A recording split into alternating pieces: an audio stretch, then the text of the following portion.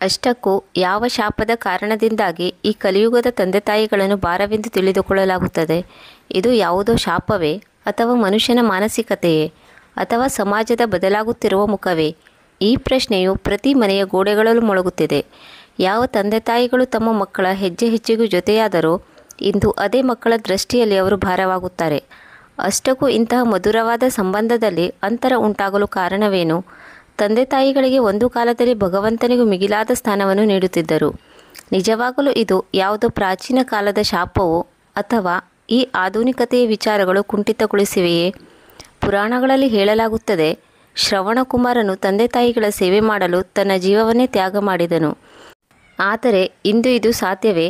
ಯಾವುದಾದರೂ ಮಕ್ಕಳು ತಮ್ಮ ತಂದೆ ತಾಯಿಗಳಿಗೆ ಮತ್ತು ಅವರ ಸುಖ ಸಂತೋಷಕ್ಕಾಗಿ ಜೀವನವನ್ನು ತ್ಯಾಗ ಮಾಡಲು ಸಾಧ್ಯವೇ? ಬನ್ನಿ ಈ ಪ್ರಶ್ನೆಗೆ ಉತ್ತರವನ್ನು ಹುಡುಕಲು ಪ್ರಯತ್ನಿಸೋಣ. ಇದು ನಿಜವಾಗಲೂ ಯಾವುದೋ ಶಾಪದ ಪರಿಣಾಮವೇ, ಅಥವಾ ನಮ್ಮ ನಡುವಿನ ಒಂದು ಕಹಿ ಸತ್ಯವೇ? ಈ ಕಥೆಯು ತಿರಸ್ಕೃತ ತಂದೆ ತಾಯಿಗಳ ಕಥೆಯಾಗಿದೆ. ಅವರು ತಮ್ಮ ಮಕ್ಕಳಲ್ಲಿ ಕೇವಲ ಒಂದೇ ಒಂದನ್ನು ಬಯಸುತ್ತಾರೆ, ಸ್ವಲ್ಪ ಸಮಯ ಹಾಗೂ ಸ್ವಲ್ಪ ಪ್ರೀತಿ. ಈ ಪ್ರಯಾಣದಲ್ಲಿ ನಾವು ಮಕ್ಕಳು ಹಾಗೂ ತಂದೆ ತಾಯಿಗಳ ಹೃದಯದಲ್ಲಿ ಹುದುಗಿ ಹೋಗಿರುವ ಆ ಭಾವನೆಗಳನ್ನು, ಆ ಸಂಘರ್ಷವನ್ನು, ಆ ಸವಾಲುಗಳನ್ನು ತಿಳಿದುಕೊಳ್ಳೋಣ. ಬನ್ನಿ ಕಥೆಯನ್ನು ಪ್ರಾರಂಭ ಮಾಡೋಣ. ಅದಕ್ಕೂ ಮೊದಲು ನಮ್ಮ ಹೊಸ ಬೆಳಕು ಜ್ಞಾನವರ್ಧಕ ಯೂಟ್ಯೂಬ್ ಚಾನಲನ್ನು ಅವಶ್ಯವಾಗಿ ಸಬ್ಸ್ಕ್ರೈಬ್ ಮಾಡಿಕೊಳ್ಳಿ. ಈ ಕಥೆಯು ಸತ್ಯಯುಗದ ಕಾಲದಲ್ಲಿ ನಡೆದಂಥ ಕಥೆಯಾಗಿದೆ. ಆ ಕಾಲದಲ್ಲಿ ಒಂದು ಪವಿತ್ರ ರಾಜ್ಯವಿತ್ತು. ಅದರ ಹೆಸರು ಅಂಬಾನಗರಿ ಎಂದಾಗಿತ್ತು. ಆ ರಾಜ್ಯದ ರಾಜನನ್ನು ಎಲ್ಲರೂ ಅಂಬಾ ಎಂಬ ಹೆಸರಿನಿಂದ ಕರೆಯುತ್ತಿದ್ದರು. ಅವನು ಮಹಾದಾನಿ ಹಾಗೂ ಧರ್ಮನಿಷ್ಠನಾಗಿದ್ದನು. ಅವರ ಬಳಿ ಬಂದ ಯಾವುದೇ ವ್ಯಕ್ತಿಗಳು ಖಾಲಿ ಕೈಯಲ್ಲಿ ಹೋಗುತ್ತಿರಲಿಲ್ಲ. ರಾಜ ಅಂಬನ ರಾಣಿಯ ಹೆಸರು ಆಂಬ್ಲಿ ಎಂದಾಗಿತ್ತು. ರಾಣಿ ಆಂಬ್ಲಿಯು ಕೇವಲ ರೂಪವತಿ ಅಷ್ಟೇ ಆಗಿರದೆ ಬದಲಾಗಿ ಅವಳು ಅತಿ ಪತಿವ್ರತೆಯೂ ಹಾಗೂ ಸರ್ವಗುಣ ಸಂಪನ್ನೆಯಾಗಿದ್ದಳು. ರಾಜ ಅಂಬನು ತನ್ನ ರಾಣಿಯನ್ನು ತುಂಬ ಪ್ರೀತಿ ಮಾಡುತ್ತಿದ್ದನು.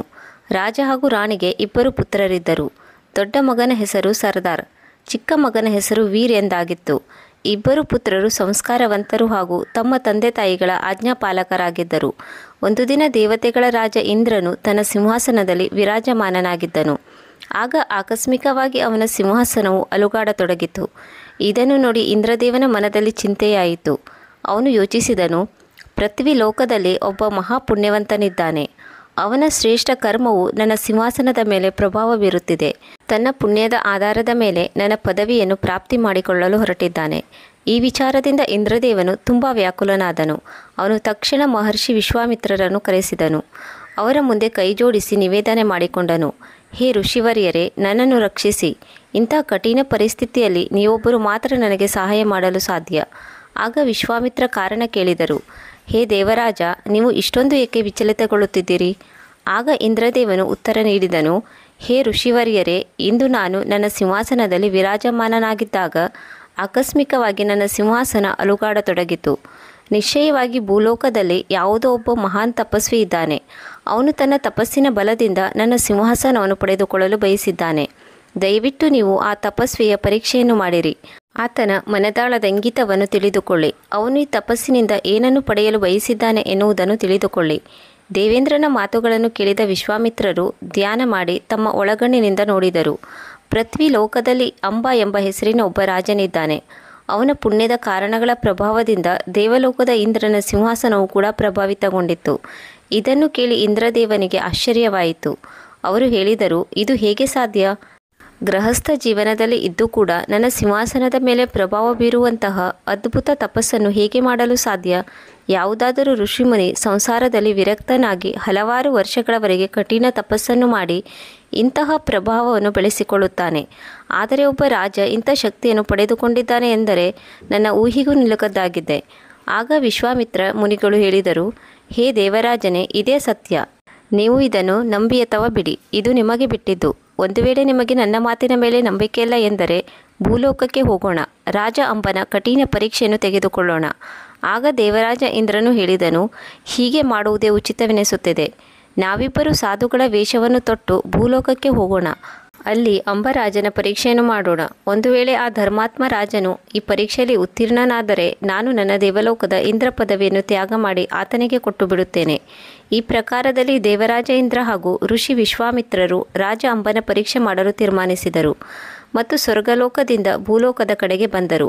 ಸ್ವಲ್ಪ ಸಮಯದ ನಂತರ ಇಬ್ಬರು ಸಾಧುಗಳ ವೇಷದಲ್ಲಿ ಭೂಮಿಗೆ ಬಂದು ತಲುಪಿದಾಗ ಅವರು ಸೀದಾ ಅಂಬಾನಗರಕ್ಕೆ ಬಂದರು. ಅಲ್ಲಿ ರಾಜ ಅಂಬನ ಆಡಳಿತವಿತ್ತು. ಅಂಬಾನಗರಕ್ಕೆ ಬಂದು ಇಬ್ಬರು ಸಾಧುಗಳು ಹರಿಕೀರ್ತನೆಯನ್ನು ಮಾಡತೊಡಗಿದರು. ಅಂಬಾ ನಗರವಾಸಿಗಳ ಮನೆಗೆ ಹೋಗಿ ಭಿಕ್ಷಾಂದೇಹಿ ಭಿಕ್ಷಾಂದೇಹಿ ಎನ್ನತೊಡಗಿದರು. ಸಾಧುಗಳನ್ನು ನೋಡಿ ಕೆಲವು ನಗರವಾಸಿಗಳು ಅವರ ಬಳಿಗೆ ಬಂದರು. ಸಾಧು ಬಾಬಾ, ನೀವು ಈ ಸಮುದ್ರದ ದಂಡೆಯಲ್ಲಿ ನಿಂತು ಒಂದೊಂದು ಹನಿ ನೀರಿಗೂ ಏಕೆ ಕಷ್ಟಪಡುತ್ತಿದ್ದೀರಿ? ಆಗ ಸಾಧುಗಳು ಕೇಳಿದರು, ನಿಮ್ಮ ಮಾತಿನ ಅರ್ಥವೇನು? ನಗರವಾಸಿಗಳು ಹೇಳಿದರು, ಮಹಾತ್ಮರೇ, ಸತ್ಯವೇನೆಂದರೆ ನೀವು ನಮ್ಮ ನಗರಕ್ಕೆ ಬಂದ ಮೇಲೂ ಕೂಡ ಒಂದೊಂದು ಮುಷ್ಟಿ ಕಾಳಿಗೂ ಏಕೆ ಕಷ್ಟಪಡುತ್ತಿದ್ದೀರಿ? ಇದಕ್ಕಿಂತ ಒಳ್ಳೆಯದು ಏನೆಂದರೆ ನೀವು ನಮ್ಮ ಮಹಾರಾಜ ಅಂಬರ ಬಳಿ ಹೊರಟು ಹೋಗಿ. ಅವರು ಎಷ್ಟೊಂದು ದೊಡ್ಡ ದಾನಿ ಎಂದರೆ ಅವರ ಬಳಿ ಹೋದವರು ಇದುವರೆಗೂ ಯಾರೂ ಬರಿಗೈಯಲ್ಲಿ ಮರಳಿ ಬಂದಿಲ್ಲ. ಅಲ್ಲಿ ನಿಮಗೆ ಏನು ಬೇಕು ಅದು ಅವಶ್ಯವಾಗಿ ದೊರೆಯುತ್ತದೆ. ಆದ್ದರಿಂದ ನೀವು ನಮ್ಮ ಮಾತನ್ನು ಕೇಳಿ ಈಗಲೇ ಮಹಾರಾಜ ಅಂಬರ ಬಳಿಗೆ ಹೋಗಿರಿ. ನಮಗೆ ಸಂಪೂರ್ಣವಾಗಿ ನಂಬಿಕೆ ಇದೆ, ನೀವು ಅಲ್ಲಿಗೆ ಹೋದ ಮೇಲೆ ನಿಮ್ಮ ಪ್ರತಿಯೊಂದು ಇಚ್ಛೆಯು ಪೂರ್ಣಗೊಳ್ಳುವುದು. ಆಗ ಸಾಧುಗಳು ಹೇಳಿದರು, ಒಳ್ಳೆಯದು, ಹಾಗಾದರೆ ರಾಜನ ಬಳಿ ಹೋಗುವ ದಾರಿಯನ್ನು ತೋರಿಸಿ. ನಾವು ನಿಮ್ಮ ಮಹಾರಾಜರ ದರ್ಬಾರಿನಲ್ಲಿಯೇ ಭಿಕ್ಷೆಯನ್ನು ಕೇಳುತ್ತೇವೆ. ವೀಕ್ಷಕರ, ಈ ಪ್ರಕಾರದಲ್ಲಿ ದೇವರಾಜ ಇಂದ್ರ ಹಾಗೂ ಮಹರ್ಷಿ ವಿಶ್ವಾಮಿತ್ರರು ಅಂಬರಾಜನ ಆಸ್ಥಾನಕ್ಕೆ ಹೋಗುವ ದಾರಿಯನ್ನು ಕೇಳಿ ತಿಳಿದುಕೊಂಡರು ಮತ್ತು ದಾನವನ್ನು ಪಡೆದುಕೊಳ್ಳಲು ಅಲ್ಲಿಗೆ ಹೊರಟು ಹೋದರು. ಸ್ವಲ್ಪ ಹೊತ್ತಿನ ನಂತರ ಇಬ್ಬರು ಮಹಾತ್ಮರು ಅಂಬನ ಅರಮನೆಯ ಮುಂದೆ ಬಂದು ತಲುಪಿದರು. ಸಾಧುಗಳು ರಾಜನ ದ್ವಾರದ ಬಳಿ ಬಂದು ಕೂಗಿ ಹೇಳುತ್ತಿದ್ದಂತೆ ರಾಜನ ಸೇವಕರು ಹೊರಗಡೆ ಬಂದರು ಮತ್ತು ಹೇಳಿದರು, ಮಹಾರಾಜರೇ, ಆದೇಶ ನೀಡಿ, ನಿಮಗೆ ಭಿಕ್ಷೆಯಲ್ಲಿ ಏನು ಬೇಕು? ನಿಮ್ಮ ಆಜ್ಞೆಗೆ ಅನುಗುಣವಾಗಿ ನಾನು ಆ ಸಾಮಗ್ರಿಗಳನ್ನು ಈಗಲೇ ತರುತ್ತೇನೆ. ಸೇವಕರ ಮಾತನ್ನು ಕೇಳಿ ಸಾಧುಗಳು ಹೇಳಿದರು, ನಾವು ದೊಡ್ಡ ತಪಸ್ವಿಗಳಾಗಿದ್ದೇವೆ. ನಾವು ತುಂಬ ದೂರದಿಂದ ನಿಮ್ಮ ಮಹಾರಾಜರ ಪ್ರಸಿದ್ಧಿಯನ್ನು ಕೇಳಿ ಇಲ್ಲಿಗೆ ಬಂದಿದ್ದೇವೆ. ನಿಮ್ಮ ಮಹಾರಾಜರು ಯಾವ ಯಾಚಕರನ್ನು ಕೂಡ ತಮ್ಮ ದರ್ಬಾರಿನಿಂದ ಮರಳಿ ಕಳಿಸುವುದಿಲ್ಲ ಎಂದು ಕೇಳಿದ್ದೇವೆ. ನಾವು ಕೂಡ ಒಂದು ವಿಶೇಷ ಇಚ್ಛೆಯೊಂದಿಗೆ ಮಹಾರಾಜರ ಬಳಿಗೆ ಬಂದಿದ್ದೇವೆ. ಒಂದು ವೇಳೆ ಮಹಾರಾಜರು ನಮ್ಮ ಆಯ್ಕೆಯನ್ನು ಪೂರ್ಣಗೊಳಿಸಿದರೆ ನಾವು ಇಲ್ಲಿಗೆ ಬಂದಿದ್ದಕ್ಕೂ ಕೂಡ ಸಾರ್ಥಕವಾಗುತ್ತದೆ. ಆದ್ದರಿಂದ ನೀವು ಹೋಗಿ ನಿಮ್ಮ ಮಹಾರಾಜರಿಗೆ ಕೂಡಲೇ ಸೂಚನೆಯನ್ನು ಮುಟ್ಟಿಸಿ. ದ್ವಾರದಲ್ಲಿ ಇಬ್ಬರು ತಪಸ್ವಿ ಸಾಧುಗಳು ನಿಂತಿದ್ದಾರೆ, ಅವರು ನಿಮ್ಮನ್ನು ಭೇಟಿಯಾಗಲು ಬಂದಿದ್ದಾರೆ ಎಂದು. ಸೇವಕರು ಮಹಾತ್ಮರ ಈ ರೀತಿಯ ನುಡಿಗಳನ್ನು ಕೇಳಿ ಕೈಜೋಡಿಸಿ ಹೇಳಿದರು, ಮಹಾತ್ಮರೇ, ನೀವು ಇಲ್ಲಿಯೇ ನಿಂತುಕೊಳ್ಳಿ, ನಾನು ಮಹಾರಾಜರಿಗೆ ವಿಷಯವನ್ನು ಮುಟ್ಟಿಸುತ್ತೇನೆ. ಹೀಗೆ ಹೇಳಿ ಸೇವಕನು ಅರಮನೆಯ ಒಳಗೆ ಬಂದನು. ಸ್ವಲ್ಪ ಹೊತ್ತಿನಲ್ಲಿ ಸೇವಕರು ಮಹಾರಾಜರ ಸೂಚನೆಯನ್ನು ತೆಗೆದುಕೊಂಡು ಸಾಧುಗಳ ಬಳಿಗೆ ಬಂದನು. ಮಹಾರಾಜರು ನಿಮ್ಮನ್ನು ಭೇಟಿಯಾಗಲು ಇಚ್ಛಿಸುತ್ತಿದ್ದಾರೆ, ನಿಮ್ಮನ್ನು ಅವರ ಬಳಿ ಕರೆದುಕೊಂಡು ಬರಲು ಸೂಚನೆ ನೀಡಿದ್ದಾರೆ. ಇಬ್ಬರು ಸಾಧುಗಳು ಸೇವಕನ ಹಿಂದೆ ಹಿಂದೆ ಅರಮನೆಯ ದರ್ಬಾರಿಗೆ ಬಂದರು. ಇಬ್ಬರು ಸಾಧುಗಳು ರಾಜನ ದರ್ಬಾರಿಗೆ ಬಂದು ತಲುಪುತ್ತಿದ್ದಂತೆ ರಾಜನ ದೃಷ್ಟಿ ತಪಸ್ವಿಗಳ ಮೇಲೆ ಬೀಳುತ್ತಿದ್ದಂತೆ ರಾಜನು ತಕ್ಷಣ ತನ್ನ ಸಿಂಹಾಸನವನ್ನು ಬಿಟ್ಟು ಎದ್ದು ನಿಂತನು. ಅವನು ಮಹಾತ್ಮರ ಬಳಿಗೆ ಬಂದನು ಮತ್ತು ತುಂಬ ಶ್ರದ್ಧೆಯಿಂದ ಅವರಿಗೆ ವಂದಿಸುತ್ತಾ ಹೇಳಿದನು, ಸಾಧು ಮಹಾರಾಜರೇ, ಇದು ನನ್ನ ಜೀವನದ ಪರಮ ಸೌಭಾಗ್ಯವಾಗಿದೆ. ಇಂದು ನನ್ನ ಅರಮನೆಯಲ್ಲಿ ಸಿದ್ಧ ಮಹಾತ್ಮರು ಪಾದಾರ್ಪಣೆ ಮಾಡಿದ್ದಾರೆ. ಇದು ಈಶ್ವರನ ಕೃಪೆ ಎಂದು ತಿಳಿಯುತ್ತೇನೆ. ದಯವಿಟ್ಟು ಮೊದಲು ನೀವು ನನ್ನ ಸಿಂಹಾಸನವನ್ನು ಅಲಂಕರಿಸಿ ಎಂದು ಹೇಳಿ ಅಂಬರಾಜನು ಇಬ್ಬರು ಮಹಾತ್ಮರನ್ನು ತನ್ನ ಸಿಂಹಾಸನದಲ್ಲಿ ಕುಳ್ಳಿರಿಸಿದನು. ಆನಂತರ ಅವನು ಆರತಿ ತಟ್ಟೆಯನ್ನು ತರಿಸಿದನು. ಆರತಿಯನ್ನು ಬೆಳಗಲಾಯಿತು. ಅವರ ಚರಣಕ್ಕೆ ವಂದಿಸಿದನು. ಇದೆಲ್ಲ ಮುಗಿದ ಮೇಲೆ ರಾಜನು ಆದರಪೂರ್ವಕವಾಗಿ ಮಹಾತ್ಮರಲ್ಲಿ ಕೇಳಿದನು, ಸಾಧು ಮಹಾರಾಜರೇ, ದಯವಿಟ್ಟು ಹೇಳಿ, ನೀವು ಇಲ್ಲಿಯವರೆಗೂ ಬಂದ ಉದ್ದೇಶವೇನು? ಏಕೆ ನೀವು ನನ್ನನ್ನು ಭೇಟಿಯಾಗಲು ಬಂದಿದ್ದೀರಿ? ರಾಜನ ಮಾತು ಕೇಳಿ ಸಾಧುಗಳು ಹೇಳಿದರು, ಮಹಾರಾಜರೇ, ನಿಮ್ಮ ಉದಾರತೆ ಹಾಗೂ ದಾನದ ಕುರಿತು ಎಲ್ಲ ಕಡೆಗೂ ಚರ್ಚೆಯಾಗುತ್ತಿದೆ. ರಾಜ ಅಂಬನ ಆಸ್ಥಾನಕ್ಕೆ ಬಂದವರು ಯಾರೂ ಖಾಲಿ ಕೈಯಲ್ಲಿ ಮರಳಿ ಹೋಗುತ್ತಿಲ್ಲ. ನಾವು ಕೂಡ ನಮ್ಮ ಒಂದು ಇಚ್ಛೆಯನ್ನು ತೆಗೆದುಕೊಂಡು ನಿಮ್ಮ ಬಳಿ ಬಂದಿದ್ದೇವೆ.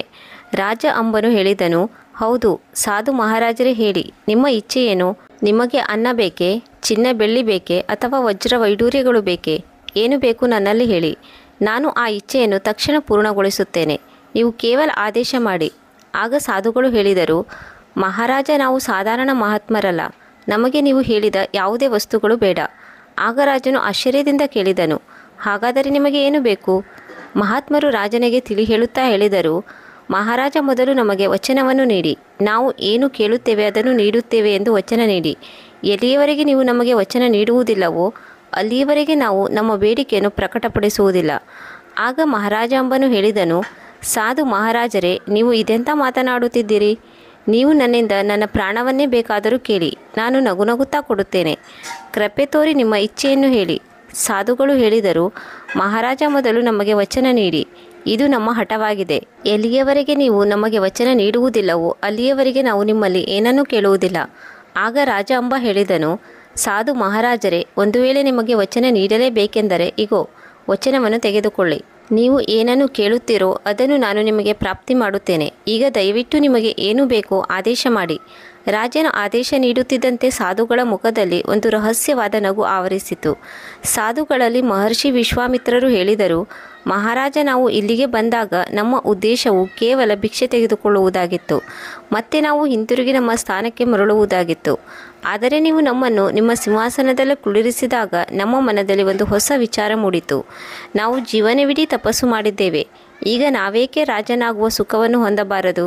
ಆದ್ದರಿಂದ ಮಹಾರಾಜ ನಿಮ್ಮ ರಾಜ್ಯ ಪ್ರಾಂತ್ಯವನ್ನು ಮತ್ತು ಸಿಂಹಾಸನವನ್ನು ನಮಗೆ ದಾನವಾಗಿ ನೀಡಿ. ಇದೇ ನಮ್ಮ ಇಚ್ಛೆಯಾಗಿದೆ.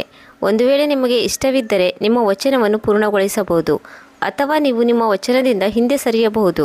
ನಾವು ಬರೀ ಕೈಯಲ್ಲಿ ಮರಳಿ ಹೋಗುತ್ತೇವೆ. ಸಾಧುಗಳ ಮಾತನ್ನು ಕೇಳಿ ರಾಜ ಅಂಬನು ಹೇಳಿದನು, ಮಹಾತ್ಮರೇ, ಇಲ್ಲಿಯವರೆಗೂ ಆ ರೀತಿ ಎಂದೂ ಆಗಿಲ್ಲ. ನಮ್ಮ ರಾಜ್ಯಕ್ಕೆ ಬಂದ ಯಾವುದೇ ಯಾಚಕರನ್ನು ಬರಿಗೈಯಲ್ಲಿ ನಾವು ಕಳುಹಿಸಿಕೊಟ್ಟಿಲ್ಲ. ಒಂದು ವೇಳೆ ನಿಮಗೆ ನನ್ನ ರಾಜ್ಯ ಬೇಕೆಂದರೆ ಈಗಲೇ ನಾನು ನನ್ನ ಕಿರೀಟವನ್ನು ನಿಮ್ಮ ತಲೆಯ ಮೇಲೆ ಇಡುತ್ತೇನೆ. ಹೀಗೆ ಹೇಳಿ ರಾಜನು ತನ್ನ ಕಿರೀಟವನ್ನು ಇಳಿಸಿದನು ಮತ್ತು ಸಾಧುಗಳಿಗೆ ತೊಡಿಸಿದನು ಮತ್ತು ಹೇಳಿದನು, ಮಹಾತ್ಮರೇ, ಇಂದಿನಿಂದ ನೀವು ಈ ರಾಜ್ಯದ ರಾಜರಾಗಿದ್ದೀರಿ. ನಾನು ನಿಮ್ಮ ಪ್ರಜೆಯಾಗಿದ್ದೇನೆ. ಆದರೆ ನಿಮ್ಮಲ್ಲಿ ನನ್ನ ಒಂದು ವಿನಂತಿ ಇದೆ. ಮಹಾತ್ಮರು ಹೇಳಿದರು, ಹೇಳು ಮಹಾರಾಜ, ಏನು ಹೇಳಬೇಕೆಂದಿದ್ದೀಯಾ? ಮಹಾರಾಜರು ಕೈಜೋಡಿಸಿ ಹೇಳಿದರು, ಋಷಿವರ್ಯರೇ, ನಾನು ನನ್ನ ಪ್ರಜೆಗಳನ್ನು ಚಿಕ್ಕ ಮಕ್ಕಳಂತೆ ಪಾಲನೆ ಮಾಡಿದ್ದೇನೆ. ದಯವಿಟ್ಟು ಧ್ಯಾನವಿಡಿ. ನಿಮ್ಮ ಯಾವುದೇ ಕಾರ್ಯಗಳಿಂದ ನನ್ನ ಪ್ರಜೆಗಳಿಗೆ ಕಷ್ಟವಾಗದಂತೆ ನೋಡಿಕೊಳ್ಳಿ. ಆಗ ಮಹಾತ್ಮರು ಹೇಳಿದರು, ಮಹಾರಾಜ, ಈಗ ಈ ರಾಜ್ಯದ ರಾಜರು ನಾವಾಗಿದ್ದೇವೆ. ನಾವು ನಿನ್ನ ರಾಜ್ಯದ ಪ್ರಜೆಗಳನ್ನು ಸುಖವಾಗಿ ಇಡುತ್ತೇವೋ ಅಥವಾ ದುಃಖದಿಂದ ಇಡುತ್ತೇವೋ ಇದು ನಮ್ಮ ಸ್ವಂತ ನಿರ್ಣಯವಾಗಿರುತ್ತದೆ. ನೀವು ನಿಮ್ಮ ರಾಜ್ಯವನ್ನು ದಾನ ಮಾಡಿದ್ದೀರಿ. ಈಗ ಮತ್ತೊಂದು ಕಾರ್ಯವನ್ನು ಮಾಡಿ. ಮಹಾರಾಜರು ಕೇಳಿದರು, ನಾನು ಈಗೇನು ಮಾಡಬೇಕು? ಸಾಧುಗಳ ರೂಪದಲ್ಲಿದ್ದ ಮಹರ್ಷಿ ವಿಶ್ವಾಮಿತ್ರರು ಕೇಳಿದರು, ಮಹಾರಾಜ, ನೀವು ನಿಮ್ಮ ಪರಿವಾರದಲ್ಲಿ ಎಷ್ಟು ಜನರಿದ್ದೀರಿ? ಮಹಾರಾಜ ಉತ್ತರಿಸಿದನು, ನಾವು 4 ಜನರಿದ್ದೇವೆ. ನಾನು, ನನ್ನ ಮಹಾರಾಣಿ ಆಮ್ಲಿ, ನನ್ನ ದೊಡ್ಡ ಮಗ ಸರ್ದಾರ್ ಹಾಗೂ ನನ್ನ ಚಿಕ್ಕ ಮಗ ವೀರ್. ಆಗ ಮಹರ್ಷಿ ವಿಶ್ವಾಮಿತ್ರರು ಹೇಳಿದರು, ಮಹಾರಾಜ, ನೀವು ನಮ್ಮ ರಾಜ್ಯದಲ್ಲಿ ಇರಬೇಕೆಂದು ನಾವು ಬಯಸುವುದಿಲ್ಲ. ನೀವು ನಮ್ಮ ರಾಜ್ಯದಲ್ಲಿದ್ದು ರಾಜ್ಯದ ಆಳ್ವಿಕೆಯಲ್ಲಿ ನಮಗೆ ಯಾವುದೇ ತೊಂದರೆ ಉಂಟು ಮಾಡಬಾರದು ಎಂದು ನಾವು ಅಂದುಕೊಳ್ಳುತ್ತೇವೆ. ಯಾವುದೇ ಪ್ರಕಾರದ ಹಸ್ತಕ್ಷೇಪವನ್ನು ನಾವು ಸ್ವೀಕರಿಸಲು ಬಯಸುವುದಿಲ್ಲ. ಮಹಾರಾಜ, ನಾವು ನಿಮಗೆ ಆದೇಶ ನೀಡುತ್ತೇವೆ. ನಾಳೆ ಬೆಳಿಗ್ಗೆ ಸೂರ್ಯೋದಯವಾಗುವುದರೊಳಗೆ ನೀವು ನಮ್ಮ ರಾಜ್ಯವನ್ನು ಬಿಟ್ಟು ಹೋಗಬೇಕು. ಏಕೆಂದರೆ ಒಂದು ರಾಜ್ಯದಲ್ಲಿ 2 ರಾಜರು ಇರಲು ಸಾಧ್ಯವಿಲ್ಲ. ಒಂದು ವೇಳೆ ನೀವು ಇಲ್ಲಿದ್ದರೆ ಪ್ರಜೆಗಳು ನಿಮ್ಮನ್ನೇ ರಾಜನೆಂದು ತಿಳಿದುಕೊಳ್ಳುತ್ತಾರೆ. ನಮಗೆ ರಾಜನಿಗೆ ಸಿಗಬೇಕಾದ ಯಾವ ಗೌರವವೂ ಸಿಗುವುದಿಲ್ಲ. ಆದ್ದರಿಂದ ಮಹಾರಾಜ, ಸೂರ್ಯೋದಯವಾಗುವುದರೊಳಗಾಗಿ ನೀವು ಈ ರಾಜ್ಯವನ್ನು ಬಿಡಲೇಬೇಕು. ಆಗ ಅಂಬಾ ಹೇಳಿದರು, ಮಹಾರಾಜ, ನನಗೆ ಚಿಕ್ಕ ಚಿಕ್ಕ ಮಕ್ಕಳಿದ್ದಾರೆ. ನಾನು ಅವರನ್ನು ಕರೆದುಕೊಂಡು ಎಲ್ಲಿಗೆ ಹೋಗಲಿ? ಕೃಪೆ ತೋರಿ ನನಗೆ ಇಷ್ಟೊಂದು ಅನ್ಯಾಯ ಮಾಡಬೇಡಿ. ನಾನು ನಿಮಗೆ ವಚನ ನೀಡುತ್ತೇನೆ, ನಿಮ್ಮ ಯಾವುದೇ ಕಾರ್ಯಗಳಲ್ಲಿ ಹಸ್ತಕ್ಷೇಪ ಮಾಡುವುದಿಲ್ಲ. ಆಗ ವಿಶ್ವಾಮಿತ್ರರು ಹೇಳಿದರು, ಮಹಾರಾಜ, ನಾವು ಹೇಳಿದ್ದಕ್ಕೆ ಬದ್ಧರಾಗಿದ್ದೇವೆ. ಒಂದೋ ನೀವು ಈ ರಾಜ್ಯವನ್ನು ಬಿಟ್ಟು ಹೋಗಬೇಕು, ಇಲ್ಲ ನಾವೇ ಈ ರಾಜ್ಯವನ್ನು ಬಿಟ್ಟು ಹೋಗುತ್ತೇವೆ. ಆದರೆ ಗಮನವಿರಲಿ, ಒಂದು ವೇಳೆ ನಾವು ಇಲ್ಲಿಂದ ಮರಳಿ ಹೋದರೆ ನೀವು ಕೊಟ್ಟ ವಚನವು ಭ್ರಷ್ಟವಾಗುವುದು. ಈಗ ನೀವೇ ನಿರ್ಣಯವನ್ನು ತೆಗೆದುಕೊಳ್ಳಿ. ನಮಗೆ ನೀಡಿದ ವಚನವನ್ನು ಪಾಲಿಸುವಿರೋ ಅಥವಾ ವಚನ ಭ್ರಷ್ಟರಾಗುವಿರೋ? ಸಾಧುವಿನ ಈ ಮಾತನ್ನು ಕೇಳಿ ರಾಜ ಅಂಬನು ಸ್ವಲ್ಪ ಹೊತ್ತು ಮೌನವಾಗಿ ವಿಚಾರ ಮಾಡತೊಡಗಿದರು ಮತ್ತು ಹೇಳಿದರು, ಸಾಧು ಮಹಾರಾಜರೇ, ನಾನು ಒಂದು ನಿರ್ಣಯಕ್ಕೆ ಬಂದಿದ್ದೇನೆ. ಋಷಿ ವಿಶ್ವಾಮಿತ್ರರು ಹೇಳಿದರು, ಹೇಳಿ ರಾಜ, ನೀವು ಯಾವ ನಿರ್ಣಯವನ್ನು ತೆಗೆದುಕೊಂಡಿದ್ದೀರಿ? ಆಗ ರಾಜ ಅಂಬಾ ಹೇಳಿದರು, ಮಹಾರಾಜರೇ, ನಾನು ನನ್ನ ವಚನಕ್ಕೆ ಬದ್ಧನಾಗಿರಬೇಕು ಎಂಬ ನಿರ್ಧಾರಕ್ಕೆ ಬಂದಿದ್ದೇನೆ. ಇಂದು ರಾತ್ರಿಯೇ ನಾನು ನನ್ನ ರಾಣಿ ಹಾಗೂ ಮಕ್ಕಳೊಂದಿಗೆ ಈ ಅಂಬಾಪುರವನ್ನು ಬಿಟ್ಟು ಹೋಗುತ್ತೇನೆ.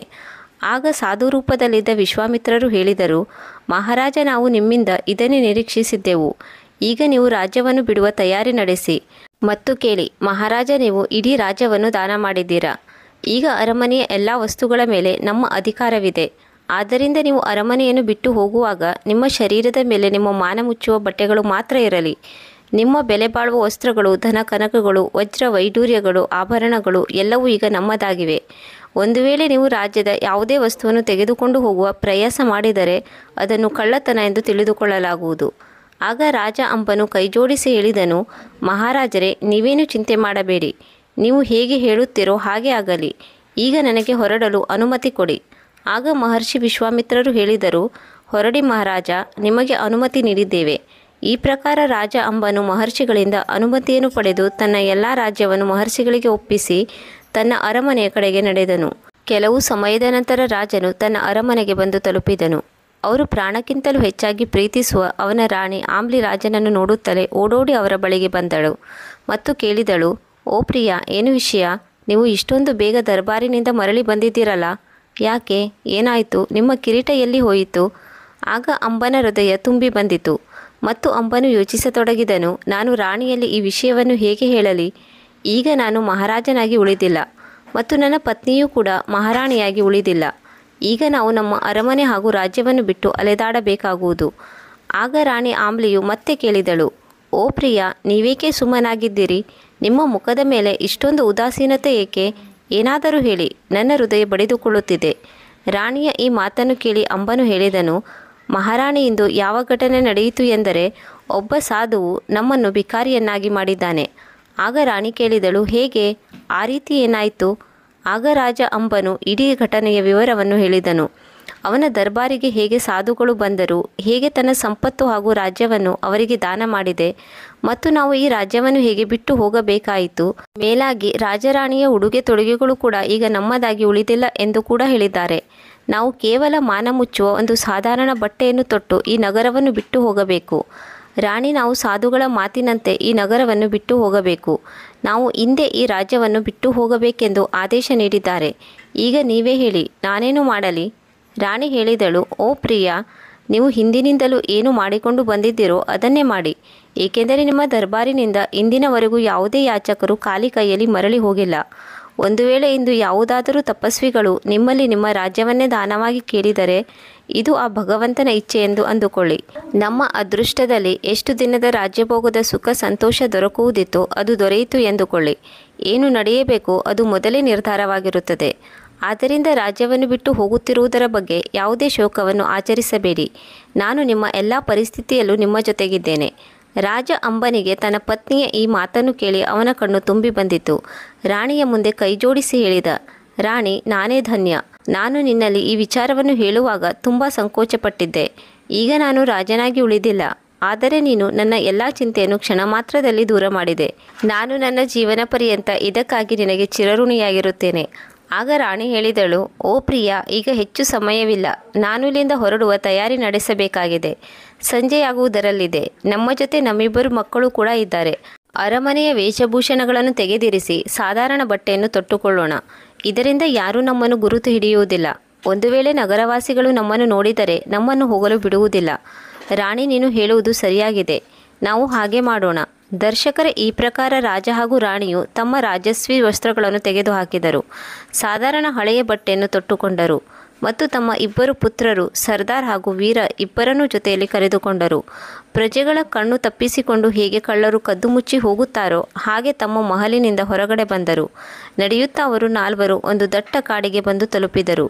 ಸುತ್ತಲೂ ಅಂಧಕಾರ ಕವಿದಿತ್ತು. ರಾಣಿ ಆಮ್ಲಿಯು ಆ ದುರ್ಗಮ ಕಾಡನ್ನು ನೋಡಿ ಹೆದರಿ ಹೋದಳು. ಹೋಗುತ್ತಾ ರಾಣಿ ಹೇಳಿದಳು, ಓ ಪ್ರಿಯ, ಈ ಕಾಡು ಅತಿ ಭಯಾನಕವಾಗಿದೆ. ದೂರ ದೂರದವರೆಗೂ ಯಾವುದೇ ವ್ಯಕ್ತಿಗಳು ಕೂಡ ಕಾಣಿಸುತ್ತಿಲ್ಲ. ನಮ್ಮ ಚಿಕ್ಕ ಚಿಕ್ಕ ಮಕ್ಕಳು ಕೂಡ ನಮ್ಮ ಜೊತೆಗಿದ್ದಾರೆ. ನನಗೆ ಅವರ ಬಗ್ಗೆ ಚಿಂತೆ ಕಾಡುತ್ತಿದೆ. ಆಗ ರಾಜ ಅಂಬ ಕೂಡ ಹೇಳಿದರು, ನನಗೂ ಕೂಡ ಯಾವುದಾದರೂ ಕ್ರೂರ ಪ್ರಾಣಿಗಳು ನಮ್ಮ ಮೇಲೆ ದಾಳಿ ಮಾಡಬಹುದು ಎಂದು ಚಿಂತೆಯಾಗುತ್ತಿದೆ. ಆದರೆ ನಾವು ಈಗಲೂ ನಮ್ಮ ನಗರದ ಸೀಮೆಯ ಕಕ್ಷೆಯೊಳಗೆ ಇದ್ದೇವೆ. ಒಂದು ವೇಳೆ ರಾತ್ರಿ ನಾವು ಇಲ್ಲೇ ಉಳಿದುಕೊಳ್ಳುವ ನಿರ್ಣಯವನ್ನು ತೆಗೆದುಕೊಂಡರೆ ನಾನು ಸಾಧುಗಳಿಗೆ ನೀಡಿದ ವಚನ ಭ್ರಷ್ಟವಾಗುವುದು. ನಾನು ಆ ತಪಸ್ವಿಗಳಿಗೆ ಸೂರ್ಯ ಹುಟ್ಟುವುದಕ್ಕಿಂತ ಮೊದಲೇ ಅಂಬಾ ನಗರ ತೊರೆಯುತ್ತೇನೆ ಎಂದು ವಚನ ನೀಡಿದ್ದೇನೆ. ಆದ್ದರಿಂದ ನಾವು ನಿರಂತರವಾಗಿ ನಡೆಯುತ್ತಲೇ ಇರಬೇಕು.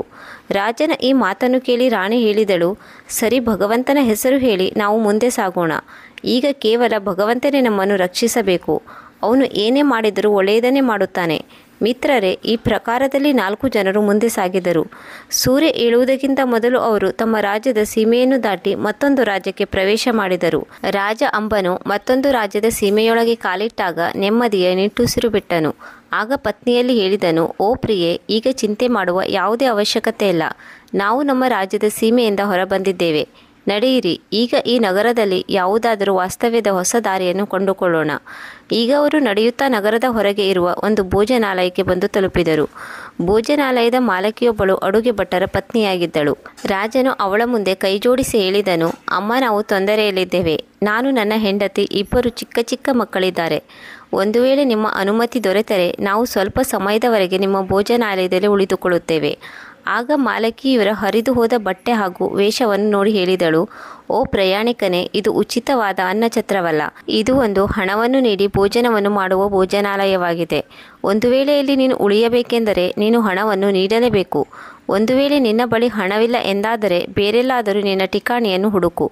ಆಗ ರಾಜನು ಹೇಳಿದನು, ಅಮ್ಮ, ಈ ಸಮಯದಲ್ಲಿ ನನ್ನ ಬಳಿ ಹಣವಿಲ್ಲ, ಆದರೆ ಒಂದು ಉಪಾಯವಿದೆ. ಮಾಲಕಿ ಕೇಳಿದಳು, ಯಾವ ಉಪಾಯ? ರಾಜ ಅಂಬನು ಹೇಳಿದನು, ನಾವು 4 ಜನ ನಿಮ್ಮ ಬಳಿ ಕೆಲಸ ಮಾಡುತ್ತೇವೆ. ನಮ್ಮನ್ನು ನಿಮ್ಮ ಭೋಜನಾಲಯದಲ್ಲಿ ಕೆಲಸಕ್ಕೆ ಇಟ್ಟುಕೊಳ್ಳಿ. ನಮ್ಮಿಂದ ಯಾವ ಕೆಲಸ ಸಾಧ್ಯವೋ ಆ ಕೆಲಸವನ್ನು ಮಾಡುತ್ತೇವೆ. ಇದರ ಬದಲಾಗಿ ನೀವು ನಮಗೆ 2 ಸಮಯದ ಊಟವನ್ನು ನೀಡಿ. ರಾಜ ಅಂಬನ ಮಾತನ್ನು ಕೇಳಿ ಮಾಲಕಿಯು ಮನದಲ್ಲೇ ಯೋಚಿಸಿದಳು, ಇದಂತೂ ದೊಡ್ಡ ಪ್ರಸ್ತಾವನೆಯಾಗಿದೆ. ಇಂದಿನ ದಿನಗಳಲ್ಲಿ ಆಳುಗಳನ್ನು ಹುಡುಕಬೇಕೆಂದರೆ ಬಲು ಕಷ್ಟ ಹಾಗೂ ತುಂಬ ದುಬಾರಿಯಾಗಿದ್ದಾರೆ ಮತ್ತು ಅವರು ಒಂದೇ ಜಾಗದಲ್ಲಿ ನಿಲ್ಲುವುದಿಲ್ಲ. ಯಾವುದೇ ಖರ್ಚು ಮಾಡದೆ ನನಗೆ 4 ಜನ ಆಳುಗಳು ಸಿಗುತ್ತಿರುವುದು ನನಗೆ ತುಂಬ ಲಾಭದಾಯಕವಾಗಿದೆ. ಆಗ ಅಡುಗೆ ಭಟ್ಟರ ಪತ್ನಿ ಹೇಳಿದಳು, ಓ ಪ್ರಯಾಣಿಕನೇ, ನನಗೆ ನಿನ್ನ ಪ್ರಸ್ತಾವ ಇಷ್ಟವಾಗಿದೆ, ಆದರೆ ನನ್ನ ಕೆಲವು ಷರತ್ತುಗಳಿವೆ. ಆಗ ರಾಜ ಅಂಬನು ಆದರಪೂರ್ವಕವಾಗಿ ಕೇಳಿದನು, ಅಮ್ಮ, ನಿಮ್ಮ ಷರತ್ತೇನಿದೆ? ಆಗ ಯಜಮಾನಿ ಹೇಳಿದಳು, ನಾನು ನಿನಗೆ ಯಾವ ಕೆಲಸವನ್ನು ನೀಡಿದರೂ ನೀನು ಅದನ್ನು ಮಾಡಬೇಕು, ಅದು ಯಾವುದೇ ಕೆಲಸವಿರಲಿ. ಆಗ ರಾಜ ಅಂಬನು ವಿನಮ್ರತೆಯಿಂದ ಹೇಳಿದನು, ಅಮ್ಮ, ನನಗೆ ನಿಮ್ಮ ಈ ಷರತ್ತು ಒಪ್ಪಿಗೆಯಾಗಿದೆ. ಒಡತಿಯು ಮುಂದೆ ಹೇಳಿದಳು, ನನ್ನ 2ನೇ ಷರತ್ತು ಹೀಗಿದೆ. ಒಂದು ವೇಳೆ ನೀವು 4ರಲ್ಲಿ ಯಾರಾದರೂ ಅನಾರೋಗ್ಯ ಪೀಡಿತರಾದರೆ ಅಥವಾ ಯಾವುದೋ ಕಾರಣಕ್ಕಾಗಿ ಅವರಿಂದ ಕೆಲಸ ಮಾಡಲು ಸಾಧ್ಯವಾಗದೇ ಹೋದರೆ ಆ ದಿನ ನಾನು ಅವರಿಗೆ ಭೋಜನವನ್ನು ನೀಡುವುದಿಲ್ಲ. ಆಗ ರಾಜ ಅಂಬನು ಮತ್ತೆ ತಲೆ ತಗ್ಗಿಸಿ ಹೇಳಿದನು, ಅಮ್ಮ, ನನಗೆ ನಿಮ್ಮ ಷರತ್ತು ಒಪ್ಪಿಗೆ ಇದೆ. ಆಗ ಮತ್ತೆ ಭೋಜನಾಲಯದ ಮಾಲತಿಯು ಹೇಳಿದಳು, ಈಗ ಕೇಳು, ಯಾರು ಯಾವ ಕೆಲಸವನ್ನು ಮಾಡಬೇಕು ಎನ್ನುವುದನ್ನು ಕೇಳು. ನಿನ್ನ ಕೆಲಸವೇನೆಂದರೆ ಪ್ರತಿದಿನ ಬೆಳಗ್ಗೆ ಕಾಡಿಗೆ ಹೋಗಬೇಕು. ಅಲ್ಲಿಂದ 4 ಹೊರೆ ಸೌದೆಯನ್ನು ನಮ್ಮ ಭೋಜನಾಲಯಕ್ಕೆ ತರಬೇಕು. ಮತ್ತೆ ಅವಳು ರಾಣಿಯಲ್ಲಿ ಹೇಳಿದಳು, ನಿನ್ನ ಕೆಲಸವೇನೆಂದರೆ ಈ ಭೋಜನಾಲಯಕ್ಕೆ ಬರುವ ಪ್ರಯಾಣಿಕರಿಗೆ ಭೋಜನವನ್ನು ತಯಾರಿಸಬೇಕು. ಇದಾದ ಮೇಲೆ ಅವಳು 2 ಮಕ್ಕಳ ಕಡೆಗೆ ನೋಡುತ್ತಾ ಹೇಳಿದಳು, ಈ ಮಕ್ಕಳ ಕೆಲಸವೇನೆಂದರೆ ಪ್ರಯಾಣಿಕರ ಎಂಜಲು ಬಟ್ಟಲನ್ನು ತೊಳೆಯುವುದು ಮತ್ತು ಭೋಜನಾಲಯವನ್ನು ಸ್ವಚ್ಛಗೊಳಿಸುವುದು. ಒಂದು ವೇಳೆ ನೀವು ಈ ಕೆಲಸವನ್ನು ಮಾಡಲು ಸಾಧ್ಯವಾದರೆ ನೀವು ಈ ಭೋಜನಾಲಯದಲ್ಲಿ ಇರಬಹುದು. ರಾಜ ಹಾಗೂ ರಾಣಿ ಇಬ್ಬರು ಒಂದೇ ಸ್ವರದಲ್ಲಿ ಹೇಳಿದರು, ಅಮ್ಮ, ನಮಗೆ ನಿಮ್ಮ ಎಲ್ಲ ಷರತ್ತುಗಳು ಒಪ್ಪಿಗೆಯಾಗಿವೆ. ಈ ಪ್ರಕಾರದಲ್ಲಿ 4 ಜನರು ಭಟ್ಟರ ಭೋಜನಾಲಯದಲ್ಲಿ ಕೆಲಸಕ್ಕೆ ಸೇರಿಕೊಂಡರು. ದರ್ಶಕರೇ, ಇದು ಕೂಡ ವಿಧಿಯ ಒಂದು ವಿಚಿತ್ರ ಆಟವಾಗಿತ್ತು. ಆ ರಾಜನು ಅಂಬಾನಗರಿಯ ರಾಜನಾಗಿದ್ದನು, ಆದರೆ ಈಗ ಕಾಡಿನಲ್ಲಿ ಕಟ್ಟಿಗೆಯನ್ನು ಒಡೆಯುತ್ತಿದ್ದನು. ರಾಣಿಯು ಎಂದಿಗೂ ಅಡುಗೆ ಕೋಣೆಗೆ ಕಾಲಿಟ್ಟವಳಲ್ಲ. ಭಟ್ಟರ ಅಡುಗೆ ಮನೆಯಲ್ಲಿ ಒಲೆಯನ್ನು ಊದುತ್ತಿದ್ದಳು. ರಾಜಕುಮಾರರು ಆಟವಾಡುವ ಹಾಗೂ ಶಿಕ್ಷಣವನ್ನು ಪಡೆದುಕೊಳ್ಳುವ ವಯಸ್ಸಾಗಿತ್ತು. ಇಂದು ಅವರು ಕೈಯಲ್ಲಿ ಎಂಜಲು ಬಟ್ಟಲನ್ನು ತೊಳೆಯುತ್ತಿದ್ದರು. ಭಟ್ಟರ ಭೋಜನಾಲಯದಲ್ಲಿ ಕಸ ಗುಡಿಸುತ್ತಿದ್ದರು. ಈ ಪ್ರಕಾರದಲ್ಲಿ 4 ಜನರು ಭಟ್ಟರ ಭೋಜನಾಲಯದಲ್ಲಿ ಕೆಲಸ ಮಾಡುತ್ತಾ ತಮ್ಮ ದಿನವನ್ನು ಕಳೆಯತೊಡಗಿದರು. ಆರಂಭದಲ್ಲಿ ಅವರಿಗೆ ಜೀವನ ಕಷ್ಟವೆಂದು ತೋರಿತು, ಆದರೆ ನಿಧಾನವಾಗಿ ಅವರು ತಮ್ಮ ಕೆಲಸದಲ್ಲಿ ನಿಪುಣರಾದರು. ಆದರೆ ಅವರ ರಾಜ್ಯ ಹೋದರೂ ಅವರು ತಮ್ಮ ವಚನವನ್ನು ಪಾಲನೆ ಮಾಡುತ್ತಿದ್ದಾರೆ ಎಂದು ಖುಷಿಗೊಂಡರು. ತುಂಬ ಒಳ್ಳೆಯ ಭಾವನೆಯಿಂದ ಅವರು ಭಟ್ಟರ ಪತ್ನಿಯ ಸೇವೆಯಲ್ಲಿ ತೊಡಗಿಕೊಂಡರು. 6 ತಿಂಗಳು ಕಳೆಯಿತು. ಒಂದು ದಿನ ರಾಜ ಅಂಬನು ಕಾಡಿನಲ್ಲಿ ಕಟ್ಟಿಗೆಯನ್ನು ಕಡೆಯಲು ಹೋಗಿದ್ದರು. ಇದೇ ಸಂದರ್ಭದಲ್ಲಿ ಭೋಜನಾಲಯಕ್ಕೆ ಒಬ್ಬರು ವ್ಯಾಪಾರಿ ಬಂದರು. ಅವರನ್ನು ನೋಡಿ ಒಡತಿಯು ಓಡೋಡಿ ಅವರ ಬಳಿಗೆ ಬಂದಳು ಮತ್ತು ಹೇಳಿದಳು, ಇಂದಂತೂ ನೀವು ತುಂಬ ದಿನಗಳಾದ ಮೇಲೆ ನಮ್ಮ ಭೋಜನಾಲಯಕ್ಕೆ ಬಂದಿದ್ದೀರಿ. ಆಗ ವ್ಯಾಪಾರಿಯು ಮುಗುಳ್ನಗುತ್ತಾ ಹೇಳಿದನು, ಏನು ಹೇಳಲಿ, ನಮ್ಮ ಕೆಲಸವೇ ಹಾಗೆ. ಒಮ್ಮೆ ಈ ಪಟ್ಟಣದಲ್ಲಿ, ಮತ್ತೊಮ್ಮೆ ಆ ಪಟ್ಟಣದಲ್ಲಿ. ಇದನ್ನೆಲ್ಲ ಬಿಡು, ನನಗೆ ತುಂಬ ಹಸಿವಾಗಿದೆ. ಆದಷ್ಟು ಬೇಗ ಊಟಕ್ಕೆ ತಯಾರು ಮಾಡು. ನಾನು ಇಂದು ನನ್ನ ನೌಕೆಯೊಂದಿಗೆ ಮತ್ತೊಂದು ದೇಶಕ್ಕೆ ಹೋಗಬೇಕಾಗಿದೆ. ಆಗ ಒಡತಿ ಹೇಳಿದಳು, ನಿಮಗೆ ಏನು ಬೇಕೋ ಅದನ್ನು ಆದೇಶ ಮಾಡಿ. ನಾನು ನನ್ನ ಆಳಿಗೆ ನಿಮಗಾಗಿ ಅದೇ ಅಡುಗೆಯನ್ನು ಮಾಡು ಎಂದು ಹೇಳುತ್ತೇನೆ. ರಾಣಿ ಆಮ್ಲಿಯು ಭೋಜನಾಲಯದ ಅಡುಗೆ ಕೋಣೆಯಲ್ಲಿ ಅಡುಗೆ ಮಾಡುತ್ತಿದ್ದಳು. ಭೋಜನ ತಯಾರಾಗುತ್ತಿದ್ದಂತೆ ರಾಣಿಯು ಭೋಜನದ ತಟ್ಟೆಯನ್ನು ಶೃಂಗಾರಗೊಳಿಸಿ ವ್ಯಾಪಾರಿಯ ಬಳಿಗೆ ತೆಗೆದುಕೊಂಡು ಬಂದಳು. ವ್ಯಾಪಾರಿಯು ರಾಣಿ ಆಮ್ಲಿಯನ್ನು ನೋಡಿ ಮಂತ್ರಮುಗ್ಧನಾದನು. ಅವನು ಇಷ್ಟೊಂದು ಸುಂದರವಾದ ಸ್ತ್ರೀಯನ್ನು ಎಂದಿಗೂ ನೋಡಿರಲಿಲ್ಲ. ರಾಣಿ ಆಮ್ಲಿಯು ಭೋಜನದ ತಟ್ಟೆಯನ್ನು ವ್ಯಾಪಾರಿಯ ಮುಂದೆ ಇಟ್ಟು ಹೊರಟು ಹೋದಳು. ಆಗ ವ್ಯಾಪಾರಿಯು ಒಡತಿಯಲ್ಲಿ ಹೇಳಿದನು, ಅಮ್ಮ, ಇವಳು ಯಾರು? ಇಷ್ಟೊಂದು ಅದ್ಭುತ ಸುಂದರ ಮಹಿಳೆಯನ್ನು ಈವರೆಗೂ ಎಂದಿಗೂ ನೋಡಿಲ್ಲ. ಇವಳಂತೂ ಒಂದೇ ನೋಟದಲ್ಲಿ ನನ್ನ ಮನಸ್ಸನ್ನು ಸೂರೆಗೊಂಡಿದ್ದಾಳೆ. ಆಗ ಮಾಲಕಿಯು ಬುದ್ಧಿವಂತಿಕೆಯಿಂದ ಹೇಳಿದಳು, ಇವಳು ನನ್ನ ದಾಸಿಯಾಗಿದ್ದಾಳೆ. ಒಂದು ವೇಳೆ ನೀವು ಇವಳನ್ನು ಪಡೆಯಲು ಬಯಸಿದರೆ ನೀವು ಇವಳಿಗಾಗಿ ಬೆಲೆ ಕಟ್ಟಬೇಕು. ಆಗ ವ್ಯಾಪಾರಿಯು ಹೇಳಿದನು, ಅಮ್ಮ, ನೀವು ಎಷ್ಟು ಕೇಳುತ್ತೀರೋ ಅಷ್ಟು ಮೌಲ್ಯವನ್ನು ನಾನು ಇವಳಿಗಾಗಿ ನೀಡಲು ತಯಾರಾಗಿದ್ದೇನೆ. ಹೇಗಾದರೂ ಮಾಡಿ ಇವಳನ್ನು ನನ್ನವಳನ್ನಾಗಿ ಮಾಡು. ಆಗ ಭೋಜನಾಲಯದ ಒಡತಿಯು ಹೇಳಿದಳು, ಸರಿ, ನೀವು ನನಗೆ 1,00,000 ಚಿನ್ನದ ವರಹವನ್ನು ನೀಡಿ ನೀವು ನಿಮ್ಮ ನೌಕೆಯ ಬಳಿ ಹೋಗಿ, ನಾನು ಇವಳ ಕೈಯಲ್ಲಿ ಊಟವನ್ನು ನೀಡಿ ನಿಮ್ಮ ಬಳಿ ಕಳುಹಿಸಿಕೊಡುತ್ತೇನೆ. ಇವಳು ನೌಕೆಯ ಬಳಿ ಬಂದು ತಲುಪಿದ ತಕ್ಷಣ ನೀವು ನೌಕೆಯನ್ನು ಅಲ್ಲಿಂದ ತೆಗೆದುಕೊಂಡು ಹೋಗಿ. ವ್ಯಾಪಾರಿಯು ಭೋಜನಾಲಯದ ಒಡತಿಯ ಮಾತನ್ನು ಒಪ್ಪಿಕೊಂಡನು ಮತ್ತು ನೌಕೆಯ ಬಳಿ ಹೊರಟು ಹೋದನು. ಒಡತಿಯು ಆಮ್ಲಿಯ ಬಳಿ ಹೋಗಿ ಹೇಳಿದಳು, ಆಮ್ಲಿ, ಆದಷ್ಟು ಬೇಗ ಕೆಲವು ಜನರಿಗಾಗಿ ಭೋಜನವನ್ನು ತಯಾರು ಮಾಡು. ನೀನು ಈ ಭೋಜನವನ್ನು ಆ ನೌಕೆಯೊಳಗೆ ತೆಗೆದುಕೊಂಡು ಹೋಗಬೇಕು. ಆಗ ರಾಣಿ ಆಮ್ಲಿ ಹೇಳಿದಳು, ಅಮ್ಮ, ನಾನು ಆ ನೌಕೆಯೊಳಗೆ ಹೇಗೆ ಹೋಗಲು ಸಾಧ್ಯ? ನನಗಂತೂ ಈ ನದಿಯ ದಾರಿಯೂ ಕೂಡ ಗೊತ್ತಿಲ್ಲ. ನಾನು ಇಲ್ಲಿಗೆ ಬಂದ ದಿನದಿಂದಲೂ ಭೋಜನಾಲಯದಿಂದ ಹೊರಗೆ ಎಂದಿಗೂ ಕಾಲಿಟ್ಟಿಲ್ಲ. ಆಗ ಒಡತಿ ಹೇಳಿದಳು, ನೀನು ಇದರ ಬಗ್ಗೆ ಚಿಂತೆ ಮಾಡುವ ಅವಶ್ಯಕತೆ ಇಲ್ಲ. ನಾನು ನಿನ್ನ ಜೊತೆ ಬರುತ್ತೇನೆ. ಆದಷ್ಟು ಬೇಗ ಭೋಜನವನ್ನು ತಯಾರು ಮಾಡು. ಪಾಪ ರಾಣಿ ಇದನ್ನು ತಿರಸ್ಕರಿಸಲು ಸಾಧ್ಯವಿಲ್ಲ. ಭೋಜನಾಲಯದ ಒಡತಿಯು ಇವರನ್ನು ನೌಕರಿಗಾಗಿ ಇಟ್ಟುಕೊಂಡಿದ್ದಳು. ಆಗಲೇ ಸ್ಪಷ್ಟವಾಗಿ ಹೇಳಲಾಗಿತ್ತು, ಇಲ್ಲಿ ಯಾವುದೇ ಕೆಲಸವನ್ನು ಮಾಡುವುದಿಲ್ಲ ಎನ್ನುವ ಹಾಗಿಲ್ಲ ಎಂದು. ಹೀಗೆ ಯೋಚಿಸಿ ರಾಣಿ ಭೋಜನವನ್ನು ತಯಾರು ಮಾಡಿದಳು ಮತ್ತು ದೊಡ್ಡ ಪಾತ್ರೆಯಲ್ಲಿ ಇಟ್ಟಳು. ಒಡತಿಯ ಜೊತೆಗೆ ಹೊರಟು ಬಂದಳು. ಸರ್ದಾರ್ ಹಾಗೂ ವೀರ್ ತಮ್ಮ ಅಮ್ಮ ಹೋಗುತ್ತಿರುವುದನ್ನು ನೋಡಿದರು. ವೀರ ಓಡಿ ಬಂದು ಅಮ್ಮನನ್ನು ಅಪ್ಪಿಕೊಂಡನು ಮತ್ತು ಹೇಳಿದನು, ಅಮ್ಮ, ನಮ್ಮನ್ನು ಬಿಟ್ಟು ಎಲ್ಲಿಗೆ ಹೋಗುತ್ತಿದ್ದೀಯಾ?